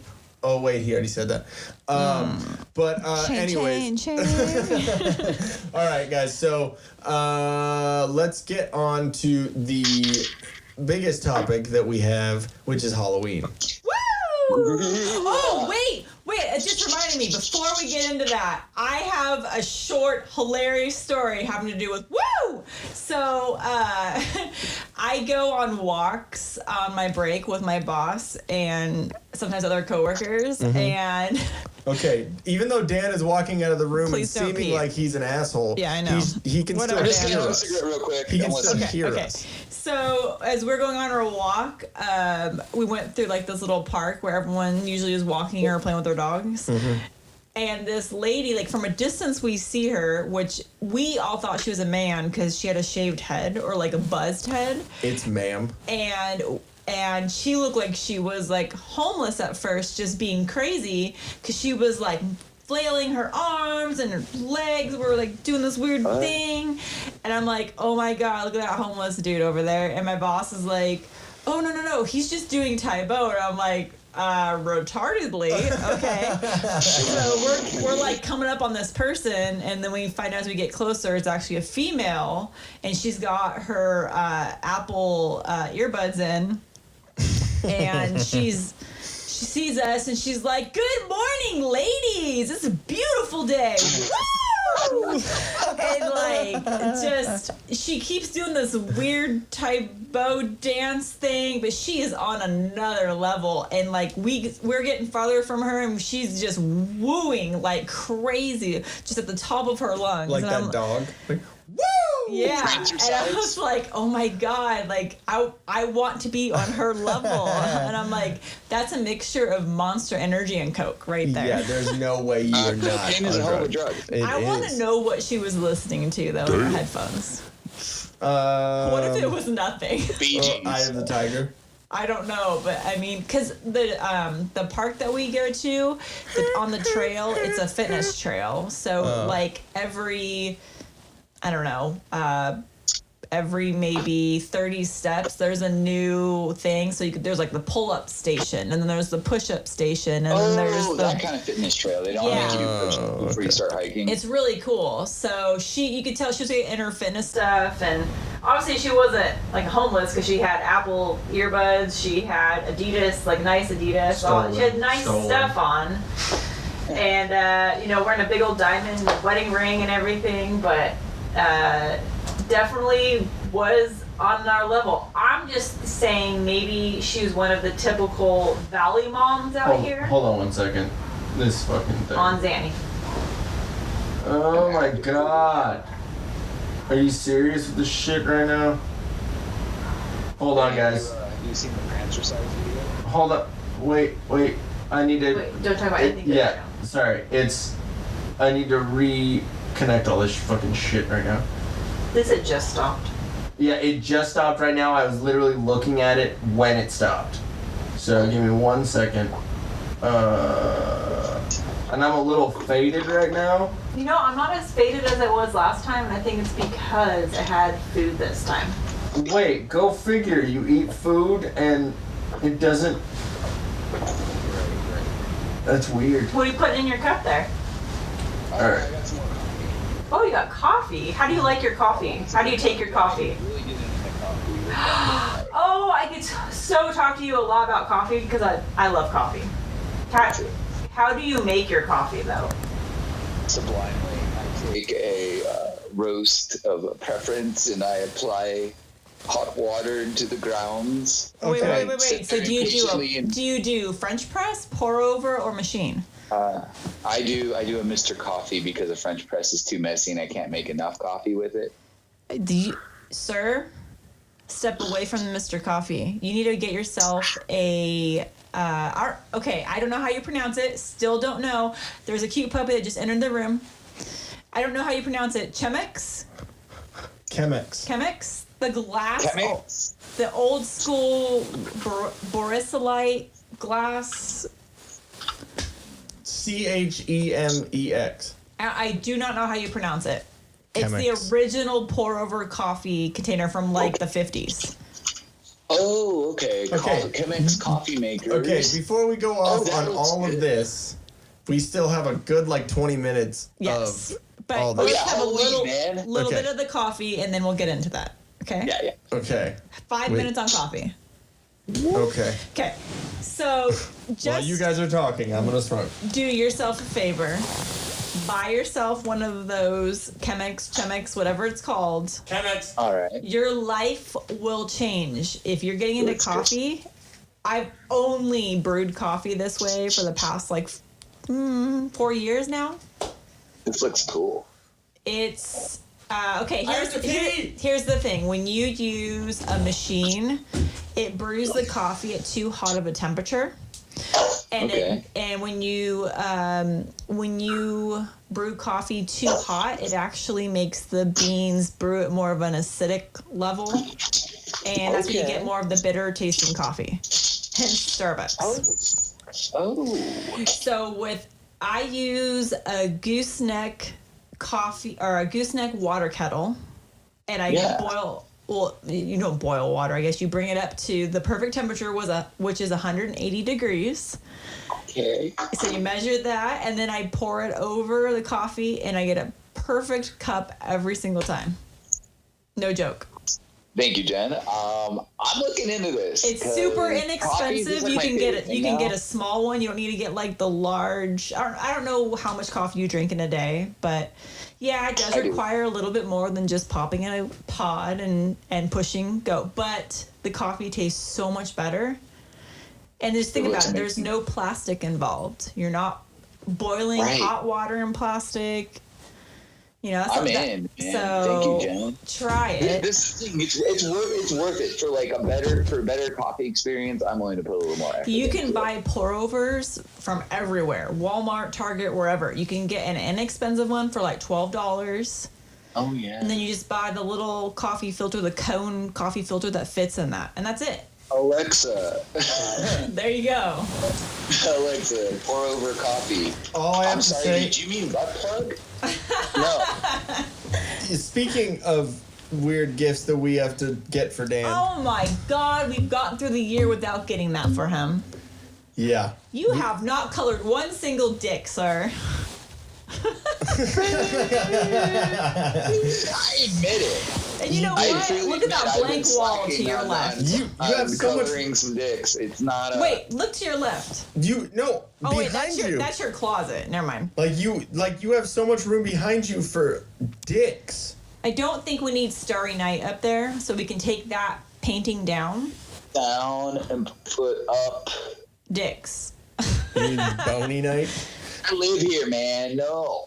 Yes. So that way you can stare at. Yeah, exactly. You could go to sleep listening to Morgan Freeman looking at dicks. You know how some people count sheep to go to sleep? You can just count dicks. I just take a deep breath and I count scrotes jumping over the fence. Actually, that's one of the pictures you can color. It's one jumping over the fence. You can just listen to Morgan Freeman saying, "Now look at the one that just passed your vision. Now look at the one who just jumped over the fence." That's a terrible interpretation of Morgan Freeman. Yeah, because I'm not black. That sounded. I don't know if you didn't notice that Irish.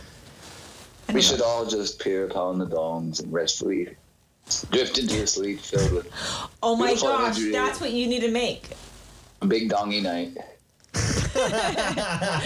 You need to make sleep stories with Dan. Smooth talking Dan. Yeah. Oh my gosh. Dan. I'm not kidding you. That might be better than Mandles. People would listen to you. Man? I'm dead serious. What if you came up with an app that was called Smooth Talking Dan, and you literally just talked in a smooth voice and put people to sleep? You either help people go to sleep, or you help them chill out. And how many people would click on a thing that said STD out of curiosity? Exactly. Curiosity killed the cat. It also put everyone to sleep. Or people might think that's going to help them cure their STD and not realize what that's really about. And then they're going to already be on the app like, fuck it. Download. So I began writing a book called Smooth Talks by Dan. Oh my gosh, it ought to be a bathroom poop book. It's a that book actually would be pretty good. Book to read while you're doing the deed. Oh my God, Dan. Smooth Moves by Dan. Seriously. While you're drinking your caffeine. Book to read while you do the deed. And it's just filled with like lots of quips and wisdom and stories. Quips for when you shits. It can be stories of encouragement. Encouraging stories of things not to think or do or say. By Dan. Wow. No, we need to talk about this. You need to write that down. Off of the podcast. Like, I like how you're drinking Pinky Up right now. That's how you drink coffee. That's how you drink when you talk smoothly. Yeah. He's the new, what's the most interesting man? Yeah. Yeah. The most, but I'm not old enough yet, but wait till I get my gray. I mean, he's kind of interesting. A little bit. We'll go when I get gray. Kind of interesting man. Chill with baboons. The most tepidly interesting man in the world. The most uninteresting man in the world. Okay. Right. He's like, my wife has varicose veins, and I'm very depressed. And you're like, you're really uninteresting. You're kind of interesting.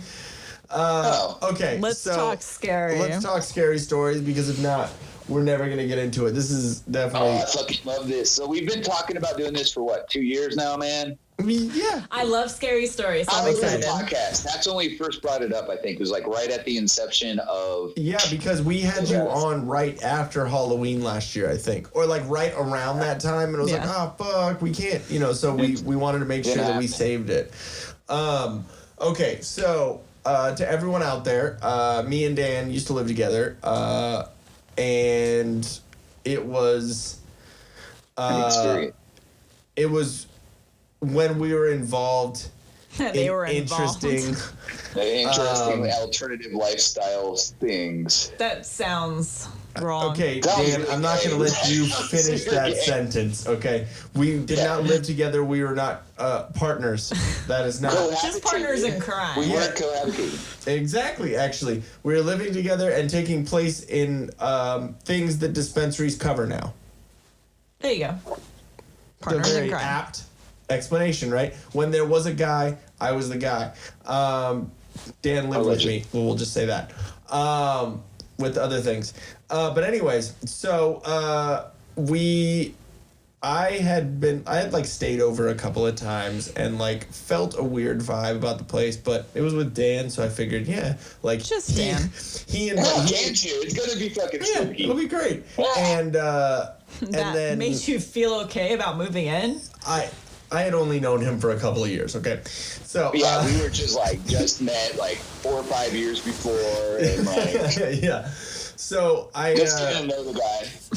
So basically, I had felt like an interesting vibe there, anyways. But I remember there being one time where I had me and you were out on the little catwalk in front of the door. Like, okay, to set it up. Catwalk. To set it up, it was the way that the apartments was basically like there was a parking lot in the middle, and then two buildings, and then there were 4 apartments in each building. So like one right at the top of the stairs, and then one at the end of the stairs, and then one right underneath the stairs, and one right at the end of the little walkway. Were these ghetto apartments? They sound small. A little bit. I've driven you by them. Oh, that's right. Yeah. And so anyway, so there were really only 8 apartments to one little parking area. So it wasn't like a huge craziness, but they were bigger buildings. So, but anyway, so we were standing out on the catwalk, and I remember I remember just being out there and there not being any windows open or anything. I think it was like a little chillier or something, so we didn't want it. But anyways, I remember standing out there and the door slamming. Like a window had been open and someone opened their door and it slammed the front door. It slammed the front door, and immediately I remember you being like opening the door and being like, "What the fuck, Lewis?" Because we lived with Lewis and Sydney, and I can totally picture him saying that too. Yeah, "What the fuck, Lewis?" And when you opened the door, no one was in the living room. There was no he was in the shower. Not like he had just gotten in the shower. Like he was almost done. Like had been in there for a minute. So, dude, I was like, they would slam so loud. I was like, this guy's being a dick, and he's just slamming the door on us because we're smoking cigarettes out on the patio. Yeah, and Lewis was a great guy, but also a dick. So. Yeah, and it would be a thing he could do. I could see him doing that. Exactly. And I was like, "What the fuck, dude?" And I called him out in my mid-20s attitude, like, "Hey, what the fuck, Lewis?"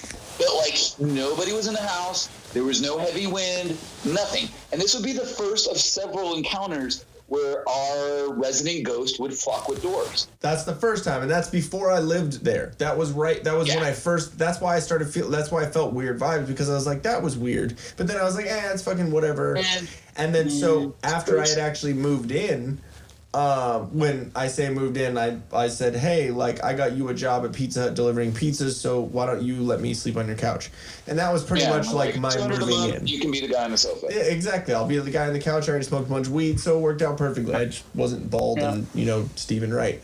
But anyways, so the second thing that I remember happening was waking up, and I remember waking up and immediately, like, being on the futon out in the living room and waking up to hearing, because I woke up and we had that huge bong, that big old red bong, remember? With the, fucking huge mouthpiece and the big old, it was like a 3.5 footer. Like, it was, and it was always next to the couch. So, like, I literally woke up and, like, oh, hey, like, went to smoke a bowl, wake and bake. And Jen's not very enthused. Yeah. But anyways, so I remember waking up and hearing, because like I was saying, the explanation of how the apartments were, there were stairs that were connected to our wall, and right at the top of the stairs was our door. So, and all of the windows in the front were all of our living room windows, so it led up to the next apartment, so you could like see if someone was not coming to our place but was going to theirs. So there was only two places that they could go, and we were used to there being traffic at our house, so I used to hearing that noise of footsteps. But so I woke up and I heard footsteps coming up the stairs, but it stopped at our door, and I didn't see anyone walking past the windows. The footsteps stopped. And then I remember looking at the deadbolt and seeing the deadbolt go click over and unlock. And I remember like bong in my mouth, like lighting a bowl, like not high yet. I mean, probably still residual from the night before, but not freshly stoned. And so I remember looking at it and just freezing up, and you coming out of the room, Dan, and you coming out to like show me a YouTube video or show me something ridiculous, like, hey, check this out. And you came out and immediately looked at me like, dude, what the fuck? What's going on? Because you could tell that I was like, you were like white. You were petrified. Yeah, and I remember.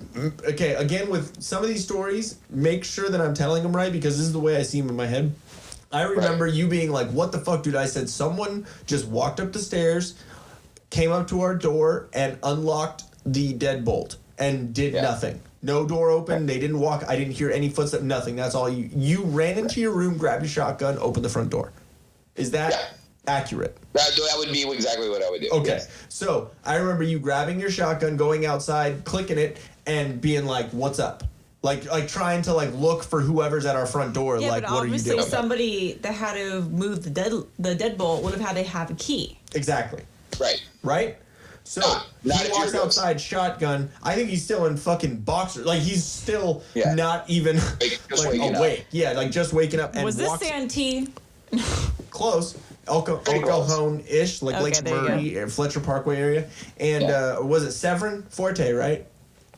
Yeah, Severin and Forte, same street kind of. Yeah, okay. And so, and then I remember him opening the door, and there was no one down the street, no one in the parking lot, no one down the other way down, like no one. Like, you remember in Devil's Advocate where he walks out into New York City? I didn't see that. Yeah, we watched it together, I'm pretty sure. Devil's Advocate with Keanu Reeves. You've seen it, right? Oh, Devil's Advocate. I've seen Devil's Rejects. Wasn't it? No. Devil's Advocate was Keanu Reeves and Al Pacino. Yes. Remember, Al Pacino is the owner devil? of the law firm. Oh, yeah, Devil's He's the owner of the law firm, and he's actually Satan. Yeah. And he hires Keanu Reeves, and Charlize Theron's in it, and his wife, and all that other shit. Okay, I don't know if you remember, but when Charlize Theron commits suicide and in that hospital, he walks out in New York and walks out into New York City, and there's no cars, no traffic, nothing. That is what, like, literally getting chills just thinking about it. Like, that's the way I felt when you opened that door and there was no one. No one. It's freaking scary. So creepy, dude. And so am I so far on with these stories? Dead on. Okay. This is an embellishment, and we don't run around and talk about this stuff with other people very often, or maybe you do, but I don't, because everybody thinks I'm fucking crazy as soon as I begin to tell these stories. Yep. And so, and I've told you these stories a good couple of times, so now you're seeing Dan verify. Like, I'm not. Okay. Why would I back him up to make a joke or a prank or be famous or something? Like, dude, honestly, I mean, when you put it that way, shit up. Life is trippy and weird and funny enough that we don't make shit up. Like, our stories are. This is a true story. Like, and that happened, and that's the beginning. Yeah. Okay. Can I tell a Deadbolt one real quick, and then you can go again. Okay. Let me get one more in real quick, and then we'll go to one of yours. Okay. So, I remember after these two stories happened, me and you were at a party. And we were hanging out, drinking, whatever, and we're like, oh, yeah, there's a ghost in our house. Like, like joking around or whatever. Yeah. And, like, we were at the party, thought nothing of it, whatever. Me and you came home, and you had grabbed the bong, and we were standing underneath the fan light, you know, so it was just in the kitchen in the dining room, which is basically the kitchen in a tiny apartment. And so it was the fan light, and the fan was on, and that was the only light on in the house. And I remember you starting to smoke, and we were both faded as hell. And then I remember you starting to smoke, and then I was like, wouldn't that be crazy, like, if the ghosts in our house, like, weren't happy that we, like, were talking about them? The second that I was done with the sentence, the light starts flickering, and I literally looked at Dan, and I was like, Did you?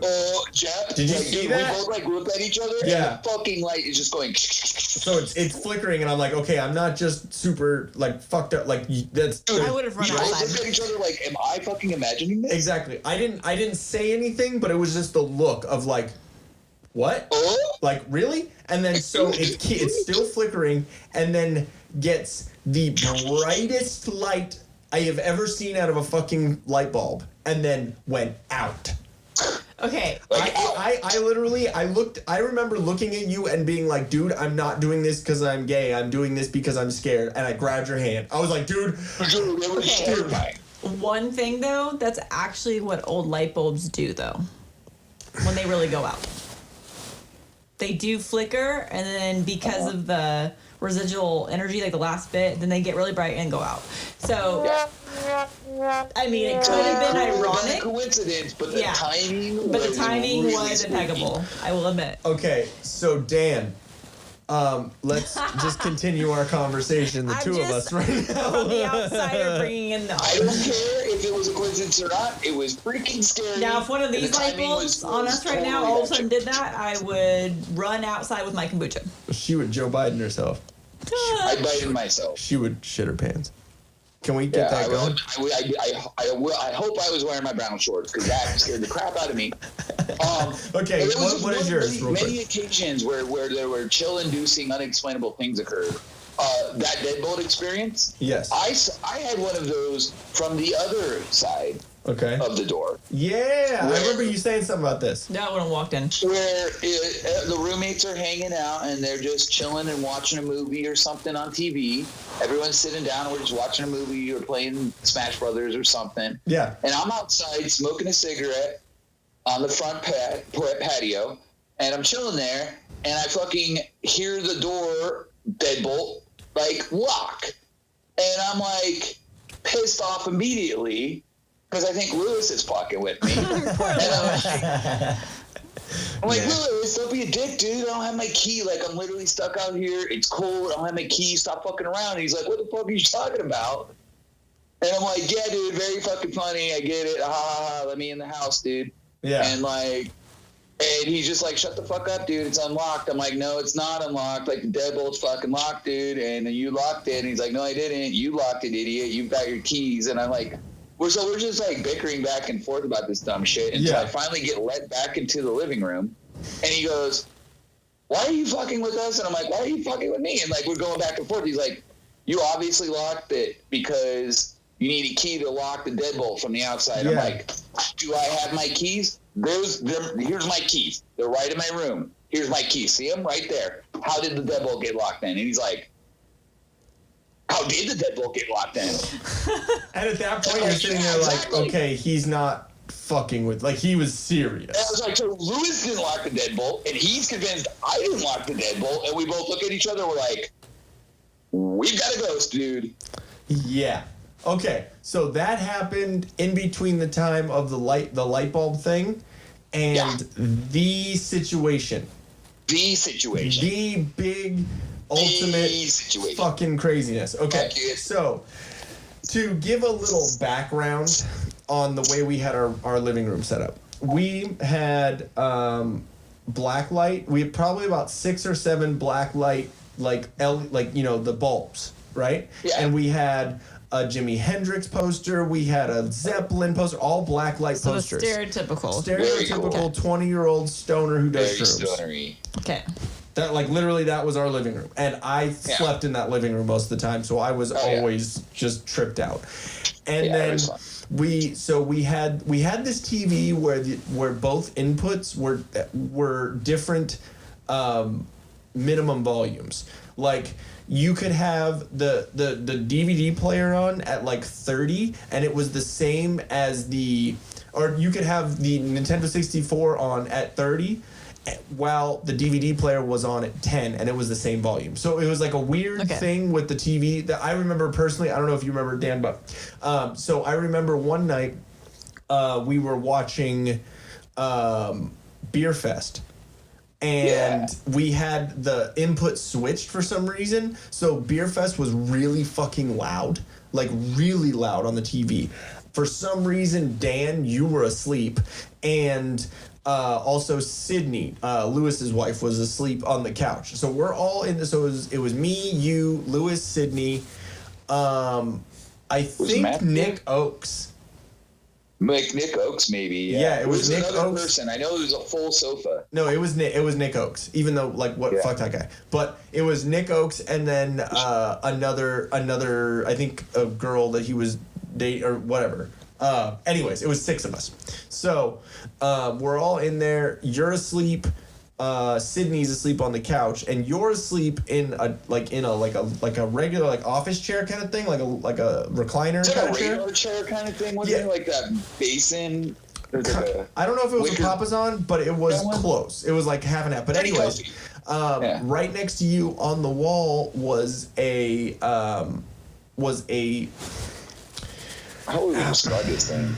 It was like a mask. It's a demon mask with this mirror for a mouth. Okay, it was a mask that had. I have a picture of it somewhere in my pictures. Every time you talk about it, all I imagine is like a tiki god. It was face. really creepy. It looked like a dark wooden demon head, like a face with horns. Yeah, made out of dark mahogany, an open mouth that had a mirror in it. Okay, and the eyes were black, like they were painted black, so it just looked like soulless eyes kind of thing. It had 2 horns. Creepy. Who made this shit? Who's responsible for putting that in the apartment? Lewis.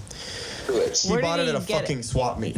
That's what happened. He just found it at a swap meet, and he thought it looked metal, and he was like, "We're all metalheads," and he was like in the satanic metal, and I was more into like. No, I mean that's cool, metal. But it was possessed. There was a demon in that. No, it gets better. He brought it into your apartment. It gets better. So you're ruining the story, babe. You're going too far. You're getting ahead of it, but you are right.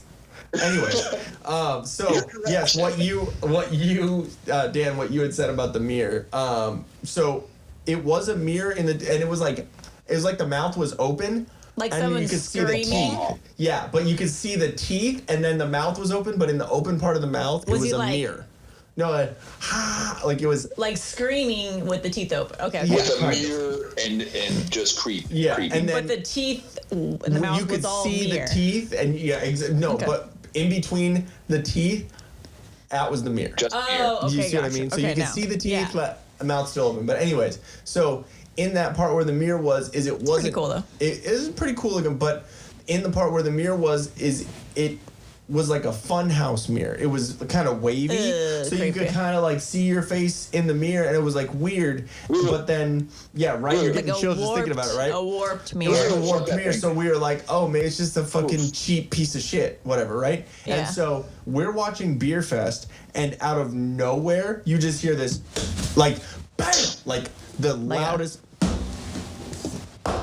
It was like so fucking loud, and it was so loud that it woke Sydney up on the couch. You were not awake. You still slept through it. And so it woke her up, and all of us gave that look. Just like you and Lewis were looking at each other like, how did... You didn't fuck with me, did you? It was that same look. We all looked at each other like...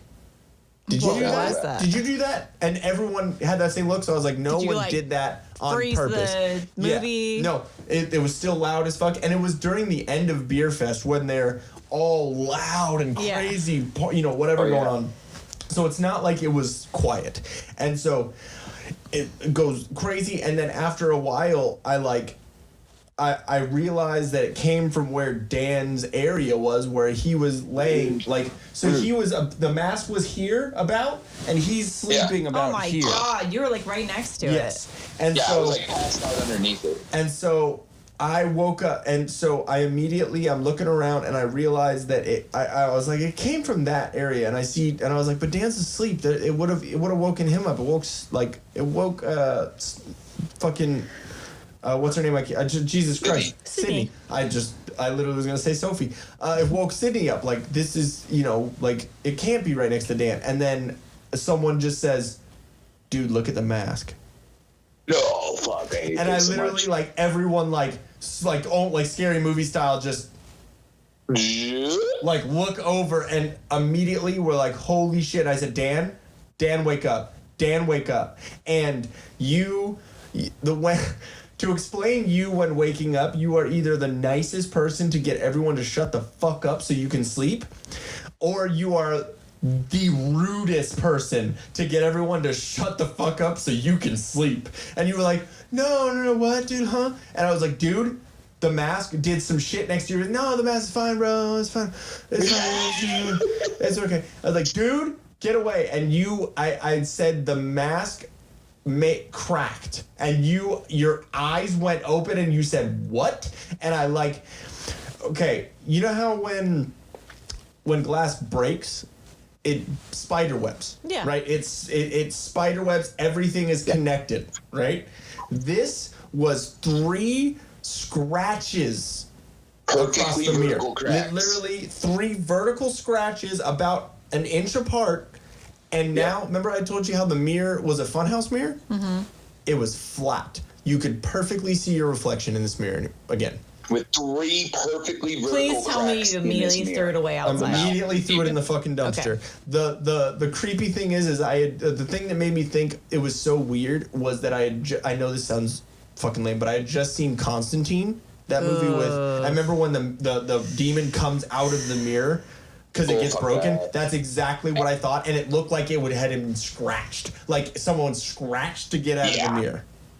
Yeah, it's the creepiest thing ever. I remember, no, the demon had already come out of that mirror. The chills on my fucking arms. Yeah. F this. Okay, you guys should have saged that place. I immediately, when I said that Dan, the mirror on the mask broke, your eyes shot open. You started tearing out of your eyes from just emotion, because you're kind of an emotional dude. I don't know if you didn't realize that. Yeah. But and so he started tearing up, and was like, get that thing out of here. So we all grabbed it, threw it in the fucking dumpster. And you remember me calling Laird, the pastor, the theoretical pastor who had dealt with exorcisms? Yeah. I called him, and he bought a lot of weed from me, all the time. So I was like, dude, you've dealt with exorcisms. What do we do? We told him the whole thing, and he said, all right, I'm gonna come over there. And we rolled up a bunch of joints. So we smoked as I was telling him what happened, and then he anointed oil and put oil on the doors, on the sides of each window and door, and at the top of each door. Yeah. He missed one. I don't know if you remember anything else happening. Okay, so after that, remember Matt and Christy moved in? Sydney was taking pictures, and I was taking pictures, and we both had a bunch of orbs on our shit. No. Matt and Christy moved in, and me, him, and Christy all lived in that one room in the back? Yeah. Okay. So they had bunk beds, and then I had a bed separately, and I was sleeping, and Christy said she woke up in the middle of the night I was laying on my back, and she said there was something literally crawling fucking crawling from the end of the bed on top of me as I was sleeping. And it was literally like hands like this. And she went, Matt! And like yelled Matt's name and to wake Matt up, and it went, and it disappeared. Baby could have gotten taken at that point. Yeah. Like, it would have entered your body. It would have entered my butthole. No, that's not something. That's. I don't make fun of that stuff. We also had the paranormal things, like there would be these cabinet doors down the hallway that would like open and close. Yep. You didn't think to move out of that place? We were in our 20s, babe. Fuck that. Move out of that place. Yeah, I moved to Texas. I was trying to get the fuck away from that place. And we figured out, too, in retrospect, we wondered why we got such a good deal, because it was like a 3-bedroom, 2-bathroom bitchin' apartment. Yeah, dude, it was actually pretty good. $1,400 a month in San Diego is ridiculously cheap. That's why. They knew. And it turns out the previous owner had died, or the previous renter. Oh, I never knew any of this. And those whole apartment buildings, that was an old Indian burial ground that got uprooted for business development. So, and then Lewis brought in a fucking demon mask. All these herbs, all this paranormal shit. Okay, I have a question, babe, though. That's what we're driving down to on Friday. We're not going anywhere near that place. It remembers, okay? So, do you... Freaky. Speaking of all this, I remember you saying that when you were a kid, some shit happened. Yeah. Like something about like something whispering your name or like something. Oh right? Yeah. We lived in a haunted house in Indiana. That my parents are deeply religious, so they thought it was pure spiritual warfare. Right? They're like, it's the devil trying to attack us. Blah blah blah. That's the way they interpreted it. Mm-hmm. I interpreted it as ghosts and spooky shit. So we bought this house from like a really old lady. You could kind of picture her reading like mystery novels, like just flowing down. She had a grand piano and her husband mysteriously died. And so basically like Haunted Mansion at Disneyland type stuff. Yeah. Okay. But like her husband mysteriously died that the old neighbor lady told us about, Miss Fuquay. She's like, oh yeah, that lady's husband died. We don't know how or why, but she inherited the house and then she sold the house. Why do you think she sold the house? Because it was fucking haunted by her dead husband that she killed. So, anyway, that's nuts. They had a bomb shelter. So there's a basement with a bomb shelter in it, and that was a super creepy area. We found like blood on the floor of this bomb shelter, and the house was entirely haunted. So me and my 3 brothers slept in this room that my parents stuffed us in because they had 8 kids. So where are you going to stuff the kids? Like put all the boys in one room. So me and my 3 brothers had 2 bunk beds in this big room, and our dad would check on us to make sure we were going to sleep instead of listening to mandatory Metallica. Nice. 8 p.m. Which we were usually doing. Real quick side note: Did you hear that Miley Cyrus is doing a Metallica cover album? What? Cool. I'm kind of intrigued. It depends which album. Okay. No, no. She's doing an album of Metallica covers. No, she's not covering one album. She's covering Mop. She's covering Saint Anger. Oh God! And her voice is going to be the snare drum. That's the worst. It's going to be the toilet sound. Again. Anyway, sorry. Okay, go ahead. Yeah, so we're all in a room, and we hear my dad like creep around from his room and crawl on the creaky. Walk on the creaky wooden floor to go check on us boys, and we hear these footsteps and we're like, oh, it's dad again, because he's always making sure we're like trying to sleep and not listening to Metallica. Anyway, so I look under the door and there's no one's there. No, I'm good. No, it's worse. I tell my brothers, I'm like, dude, I can't see dad's feet under the door, because he would stand there and listen to see if we were listening to Metallica. Well, no, his feet weren't fucking there. We straight up heard him walk right up to our door. And so we all got really freaked out, and I ran to my dad's room, and I'm like, Dad, dude, wake up. And he's like, what the hell, kid? And I'm like, Dad, it's really important. Did you just check on us to see if we were listening to Metallica or if we were asleep? And he's like, no, I'm sleeping. Wait, it seems like you got that in your DNA. Yeah, right? Anyway, well, no, here's what I believe. It's like these energies are localized to locations. I think they're limited to locations. Yeah. I really think so. Because if you've been to like a creepy graveyard or like a house or a haunted house, like those energies are in that place. Sometimes they can attach to people, though. Exactly. Maybe they can not, follow you, like, kind of thing. If you are susceptible, you can have it attached to you, and then it will move with you. Really? Okay, well, I will disagree with you on that. Yeah, maybe not, but I mean, I've lived a lot of places that weren't haunted at all. Yeah, so. they were just laying in wait.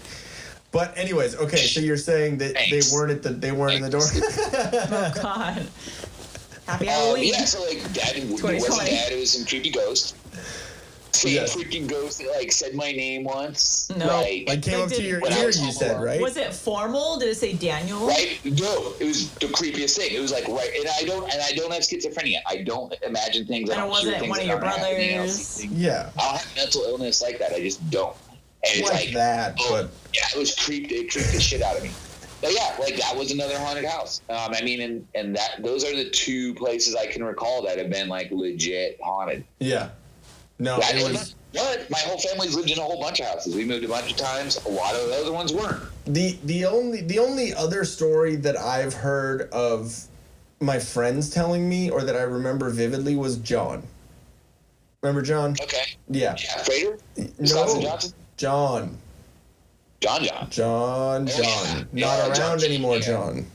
Yeah, John anymore. Yeah. If I had any more kombucha, I'd pour one out for him. But anyways, I remember him saying that when him and his mom lived in their old house, that because it was when we were talking about all the ghost stuff, we told him about it. Yeah. And he was like, "You should watch out, man, because they're friendly at first, and then they're not as friendly afterwards after they realize that you're allowing them in your house, or the entities." And so he said that he thought that the ghosts were there to protect him and his family for a little while, because there was a burglar breaking into their house, and he said his mom remembers being asleep and feeling a hand, like a cold hand on her wrist, like, saying, wake up, like there's someone in your house.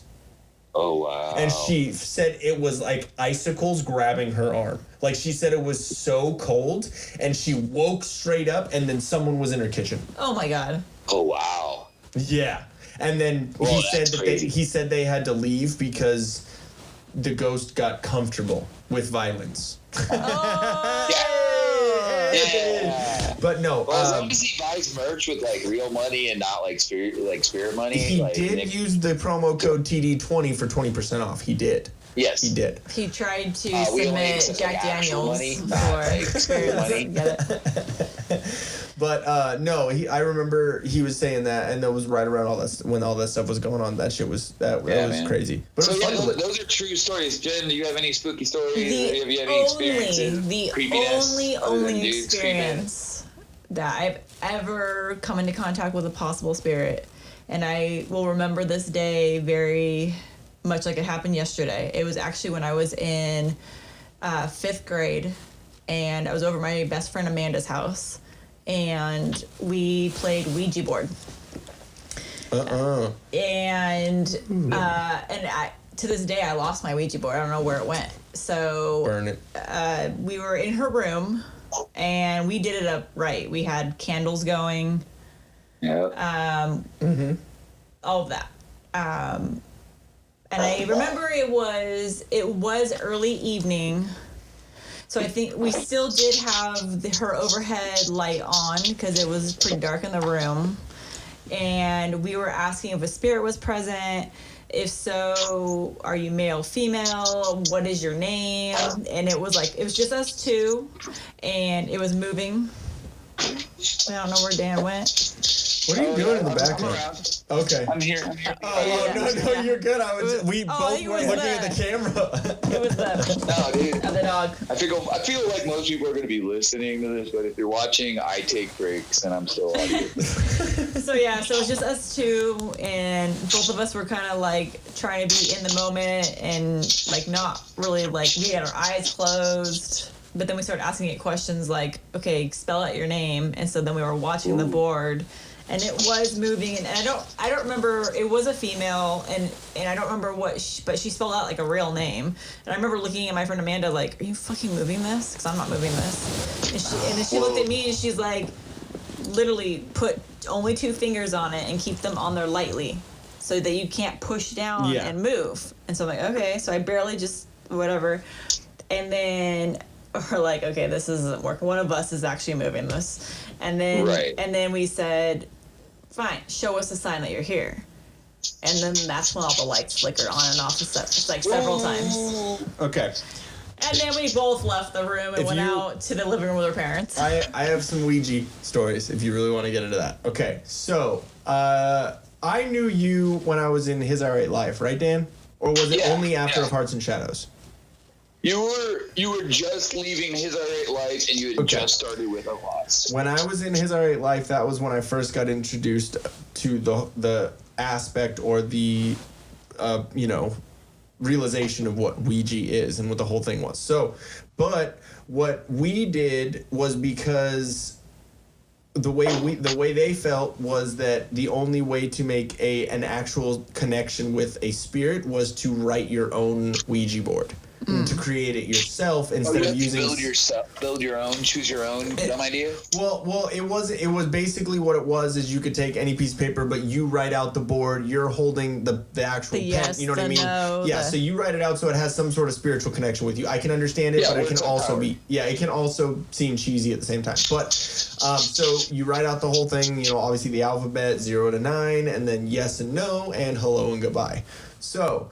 And then the way that we did it was... Did you write, like, Bixby as it showed, like, as one of the options, So you went like this with the pen in the middle? I didn't know Bixby at the point, but yes, we probably would have done that. So basically what we did is we had our hands together, and Dan, whenever you rewatch this episode, you'll see it. But we had our hands together, and it was like there was a pen. Ooh, do I have a pen in my pocket? Your pen. I do. My pen. Okay. So basically, it was like if you put the pen like this, and then the points down, and then it would move. It would move and do all that. So it wasn't like you were gripping onto the pen. Yeah, like to it where was you could control itself, it. Yeah. It was just using the you were force holding the pen upright, basically. Yeah, exactly. And so the first time we did it, I remember we had lost our pipe, our smoking device, and we didn't know where it was, and we were like, oh yeah, let's ask the Ouija board where it is, like ha ha ha, joking, like kind of like Dan. The camera up there just turned off. Oh yeah, that's fine. But we're good on all these, right? That's just a backup behind the scenes. Anyways, okay. So thank you though. Kind of the same way that Dan, me, and you were saying, oh yeah, I wonder if the ghosts in our house, like, right, just joking around, dude. I was very carefree and happy-go-lucky about this whole thing. Exactly. So then when we were standing, when me and His Alright Life, when we were standing in there, we're like, oh yeah, let's ask the ghost like where the fucking pipe is. And so they literally, they put their hand on the thing, and we went over the Ouija board and said, where's our pipe? Literally, it moved both of their hands across the room and pointed in the trash can. The trash can, the pipe had fallen off of our little mini fridge, fallen into the trash can, and broke. Whoa. And I was sitting there. This was before me and you had anything to do with any of that. This is like when I first am involved in any of this, I'm like, dude, that's fucking weird. So a couple weeks later, I was like, all right, maybe I'll try. Maybe we'll try and see if this works anymore, right? So we're doing one of the written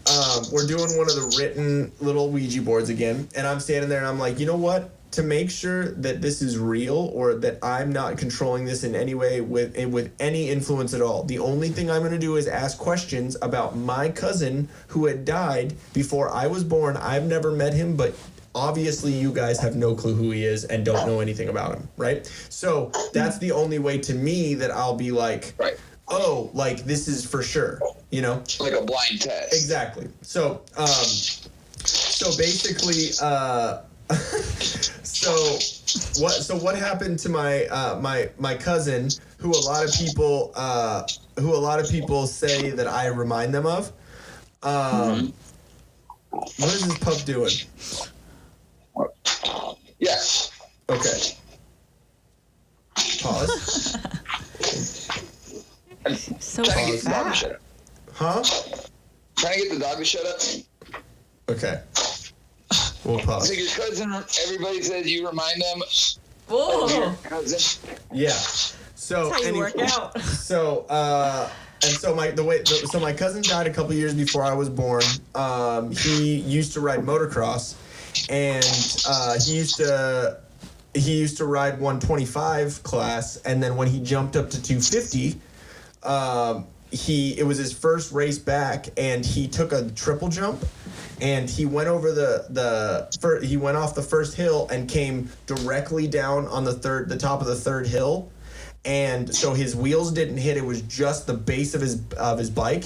So his whole bike flipped over and fell on top of him. And so it crushed his sternum, it crushed everything in his upper torso, and he had to be put on life support. And my aunt and my uncle had to make the decision to take him off life support. So Damn. Craziness. I guess he was always happy. He was always such a nice dude and whatever. And I had never met him, but everyone was like, "Hey, you would have been the person to meet him. Like, you guys were the same person." And so I thought in my head, well, maybe I'd like to meet him. So I said, "Hey, cousin, cousin, what's your name?" And so it took the pen and it said Jimmy. And I was like, all right, cool. And then I, asked a couple little questions. How old were you when you died? Blah, blah, blah. Just, basic, kind of like when you're taking a lie detector test and you ask those basic filler questions. What are they called? Yeah, did you ever steal a pen from a bank? Exactly. Like stupid little filler things to test the, whatever. And so I asked, how did you die? I expected him to say bike or motocross or something like accident, something like that. The pen, and I'm not touching it.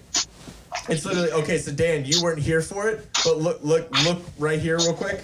So this is how we did it. We had hands together and the pen would be right here. Like in the middle. The pen would be right here. And so that is how it would go. You know what I mean? So it was basically just using the force of that to hold the pen, and then whatever. You see what I mean? So it was a lot easier to tell if it was being fucked with or not. Yeah. And so I expected him to say accident, yada yada, whatever. I said, okay, so how did you die? The pen drew 2 circles and handlebars. It drew a fucking bike on it, dude.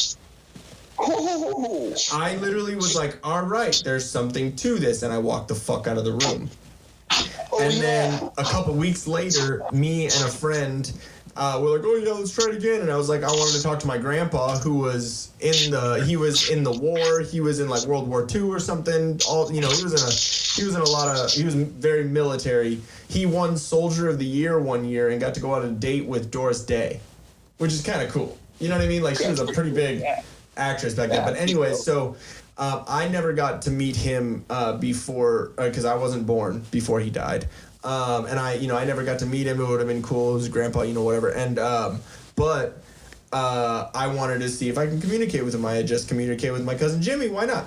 And so me and my friend, we were in my dad's room in the apartment. He wasn't there. I think he was working or whatever. And so we were there, and we turned the black lights on, made it all trippy and ha ha ha, like you with the candles. And so I asked, Grandpa, are you there? And he said yes. And I said, how did you die? I was asking little questions here and there, and then I said, are you okay up there? Meaning, obviously, are you okay up there? Heaven. Thinking my grandpa went to heaven. And instead of just the pen tapping, no, it said N-O-O, assertively, very, and then you just hear on the fucking the bedroom door. Nope. Both locks on the security gate, both locks on the front door, lock on my dad's door, everything was locked, everything was unlocked. There was no one in the house, dude. Literally, I said goodbye and threw the fucking thing away. Nope. Dude, Like, as crazy as it sounds to talk about, right? Crazy. Nope. Well, he said he's not creepy. okay up there, though. That's That's scary. creepy. So obviously, to me, that seems like he's down there. I'm just saying, by basic answer of it. I don't know. That's creepy. I don't like that. What? Or the Catholics believe in purgatory. True. I don't know if he was Catholic, though. I don't know as much about him as I should. Or, like the Buddhists think that like you reincarnate as something else sometimes. Like maybe he came back as a dung beetle and all he does is like shit around all day, and it's like kind of a bad job. Yeah, maybe he was a termite, and that's why he was in the wood. Or like a parking, like toll booth attendant, just like some just fucked job. Or just somebody that just says no a lot. What like, if you were like the like porn movie booth, like the jizz mopper?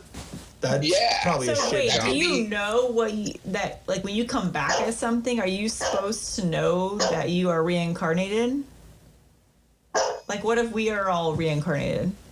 And what if we come from other things? Right. That's what I want to know then. If that what if you were a squirrel in a previous life? Exactly. That's would explain a lot. But now I really have that question. So do you know once you're in that reincarnation? Okay, more important question. Do you come back as the same gender?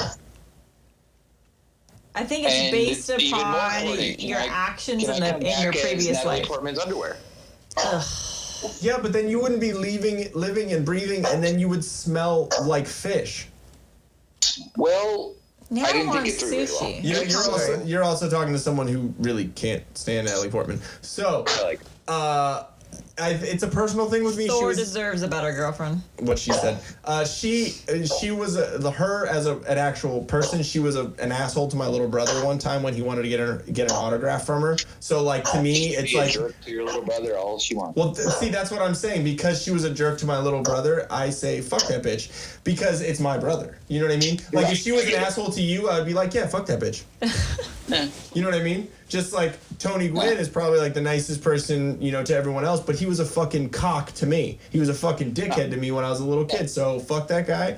I'm glad that he didn't ever want to. Kid, but yeah. See, and like some people he was nice to, some people he was a dick to. Like I personally, every time that the Padres lost, I was happy because I'm for one a Dodgers fan, and for two, it's because Tony Gwynn was on the team. A lot. yeah. So I was happy every year because horrible. Yeah. Anyways, yay Chargers! Before we get into Padres. All right, we gotta wrap this bitch up. Yeah, I am hungry. It is 9 o'clock. I want to say this. So, as you may or may not know, I went to college for a science degree in electronics. Yes. Covers a lot of physics. It's actually like applied mathematics and physics is how I would summarize it. All right. So when we talk about paranormal things, keep this. This is just a theory of mine, but keep this in mind. Okay. I want to make sure I got this right. I wrote it down. You're familiar with the concept of like electromagnetic frequencies, right? Yes. A little bit, at least. Yes. Like when if there's a full moon, the magnetic, like everyone's a little bit crazier. Or everyone's when a little there's electricity odd, in the air. That's a little different, but the idea is okay. Like light, the magnetism kind of thing. Yeah. So like we can see a fraction of all the electromagnetic frequencies in the universe. For example, we can't see infrared light. We see our Roy G. Biv, right? Our color spectrum. Mm-hmm. Yeah. And for example, the color pink is a combination of other frequencies that make the color pink, but we have primary colors, secondary colors, and combinations thereof that create this whole thing we call our eyesight. Like the spectrum of color and all that. Yeah. Spectrum Okay, cool. of color is not the spectrum of electromagnetic energy. Or the spectrum of genders. Okay, go ahead. Okay, so with that being said, we can see all these different colors. Those colors make up, here's an actual number, 0.0035% of the entire electromagnetic frequency spectrum. Okay. That's crazy. So keep in mind, we can only see less than roughly 1/3 of 1/100th of the entire electromagnetic spectrum that exists. X-rays, gamma rays, radio waves, infrared, ultraviolet, and it goes on and on. Okay. Those are all electromagnetic frequencies. We can only see a little bit of them between 380 and 740 nanometer wavelengths. That's what our eyes see. Okay. I see what you mean. Which translates into several terahertz of energy. That's what we see. Okay. What if, and I believe a lot of the spooky stuff can happen when people are able to see outside of that spectrum. Okay. It could explain why some people can see some things that other people can't. Maybe they have more sensitive eyes. It also explains energies. Like, we can detect things within these electromagnetic frequencies. Like the sixth sense. So you're type of saying thing. that there could actually be the ghost around, but the reason why some people see them is because of their perception. They're able to see beyond the spectrum that most human eyes can. I see dead people. Honestly, on that same note, I think if you haven't already seen it, I think you'd be very interested in that show we were watching on was it AMC? No, the History Channel. It was on the History Channel.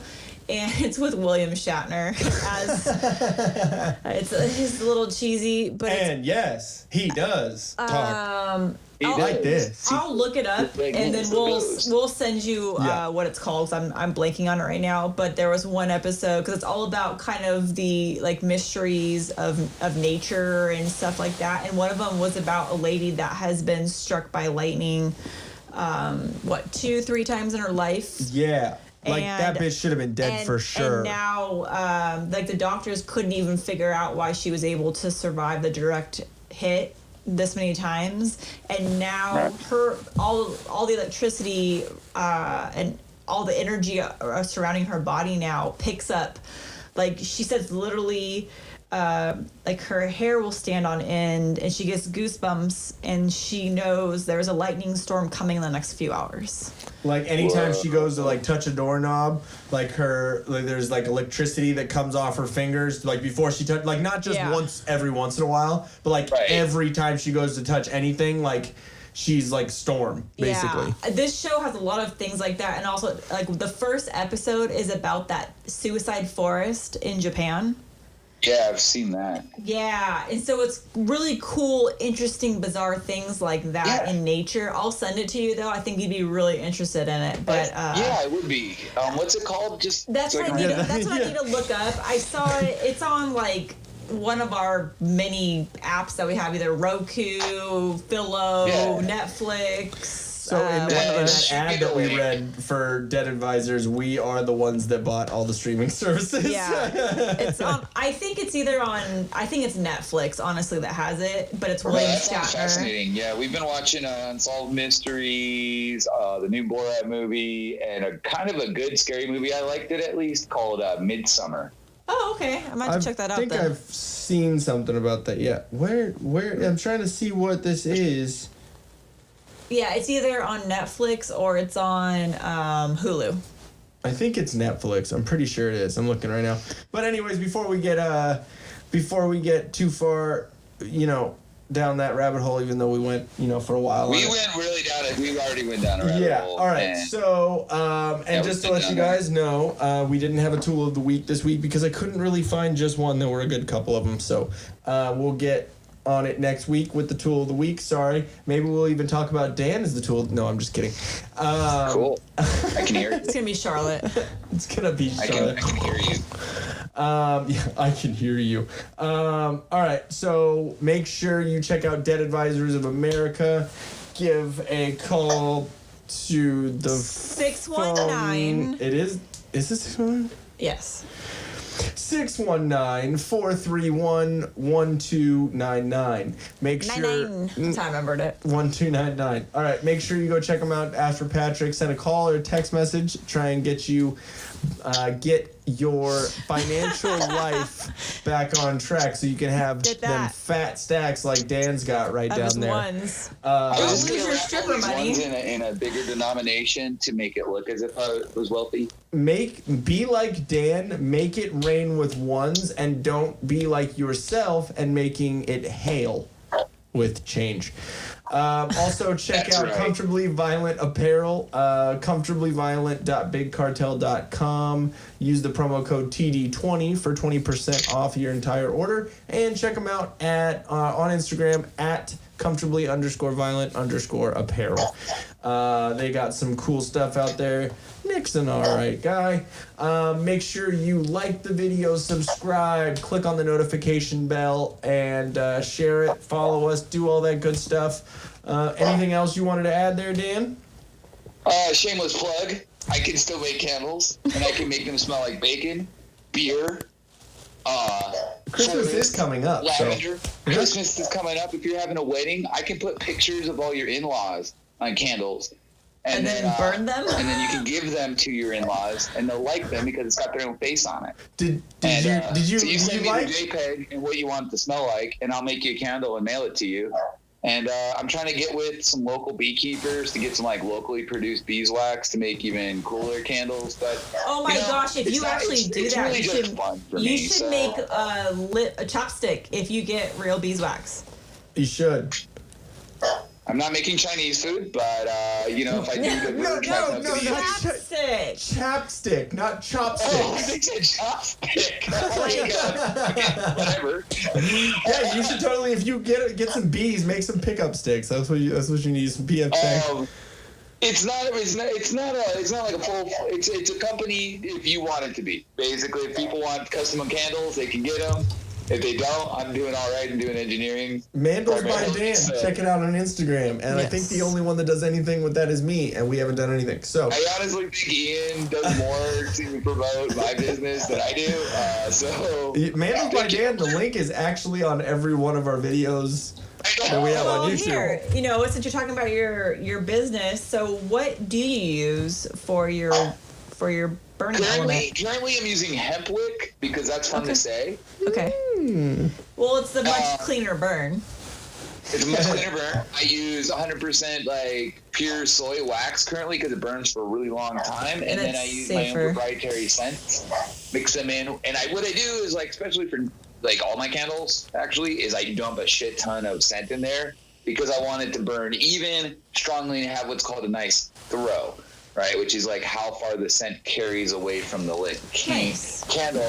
And to make me even more official and legit, I got this book written by a ditzy lady called Art of Candle Making, Business Startup. And she's taught me a little bit, but not very much. Not a good advertisement for that book. What it is, my candles last 24 hours minimum, or you get your money back. Target candles you get from Target last like 6 hours, and they're shit, and they smell like it too. They smell like burning candle. Half an hour because they only put scent on the top layer. So when you smell it and you're picking it up, it smells good. Then you light it, and it gets to the scentless wax. The inner core. Inner core of emptiness, and like they use the plasticky cheapest wax they can get, and they charge like $6 or $7 for a candle that lasts like an hour effectively. And then people don't realize that it's dangerous to be breathing in that. Yeah. They suck. They're corporate and they suck, and they last. The flame itself will last about 6 hours. I measured it, my competition, and it'll last about 6 hours for your average like $6-7 candle. Mine lasts for 24 hours and smell good the entire time. And you get whatever you want on them because I bought a little printer so you can give me your image or text or whatever, and I'll just put the little label on and you get a picture of whatever you want. Nice. I'm totally going to send you a picture of my balls. I was going to say he's going to send you a picture of his butt. I'm going to send you a picture of that chocolate starfish there, Dan. Oh, God. If you can make it to like... Oh, my God. Can you put the picture of a chocolate starfish and make the candle smell like hot dog water? And call it the Limp Biscuit candle? Actually, yes. So I found a way to reduce anything with oils in it into I can use a special chemistry concoction to extract the oils out of anything. So you're trying to extract the oil out of a butthole? Oh yeah. So you want it to smell like your butthole or hot dog water. That takes work. And it takes money and work and time, but I can extract any smell just about from anything. You know what's interesting? So I've really been getting into like the science behind all like the facial skincare stuff, like making sure you're matching stuff with the correct pH level and all that stuff. And So one of the things that I've been using, which a lot of women use, but they're probably using a cheap brand, so it's not the actual good stuff, is vitamin C oil. And actual real vitamin C oil smells, or I shouldn't say oil, I should say serum. It smells like hot dogs. Really? Yes, it does.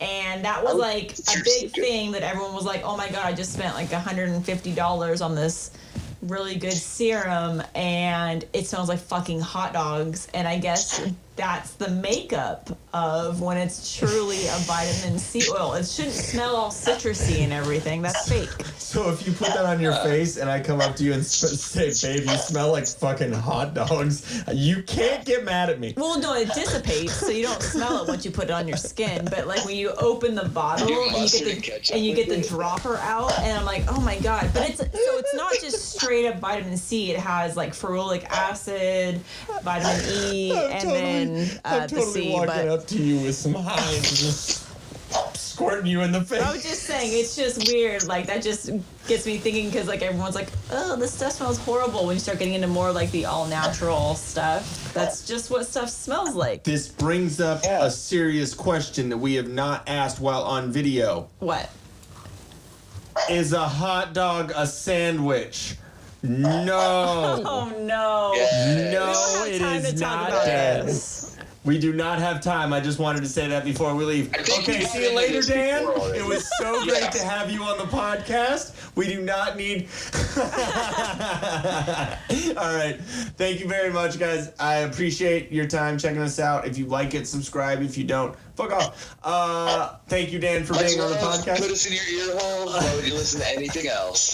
Just don't listen to us while you're at work out loud. Yeah, exactly. It's not a good idea. We most likely talk about poop and buttholes. Talk about starfish. All right. Make sure you don't tell your boyfriend about it. All right, I love you, babe. Love you. All right, later, guys. Bye. Later. Bye. Damn. Did you like what you just saw? Or are you horribly triggered by it and you hate us as people and you want to go on Twitter and share our YouTube channel? Subscribe right there. And if you want to get triggered even more, right here. 2 more. One there right here. and one there. Just do it, you snowflake.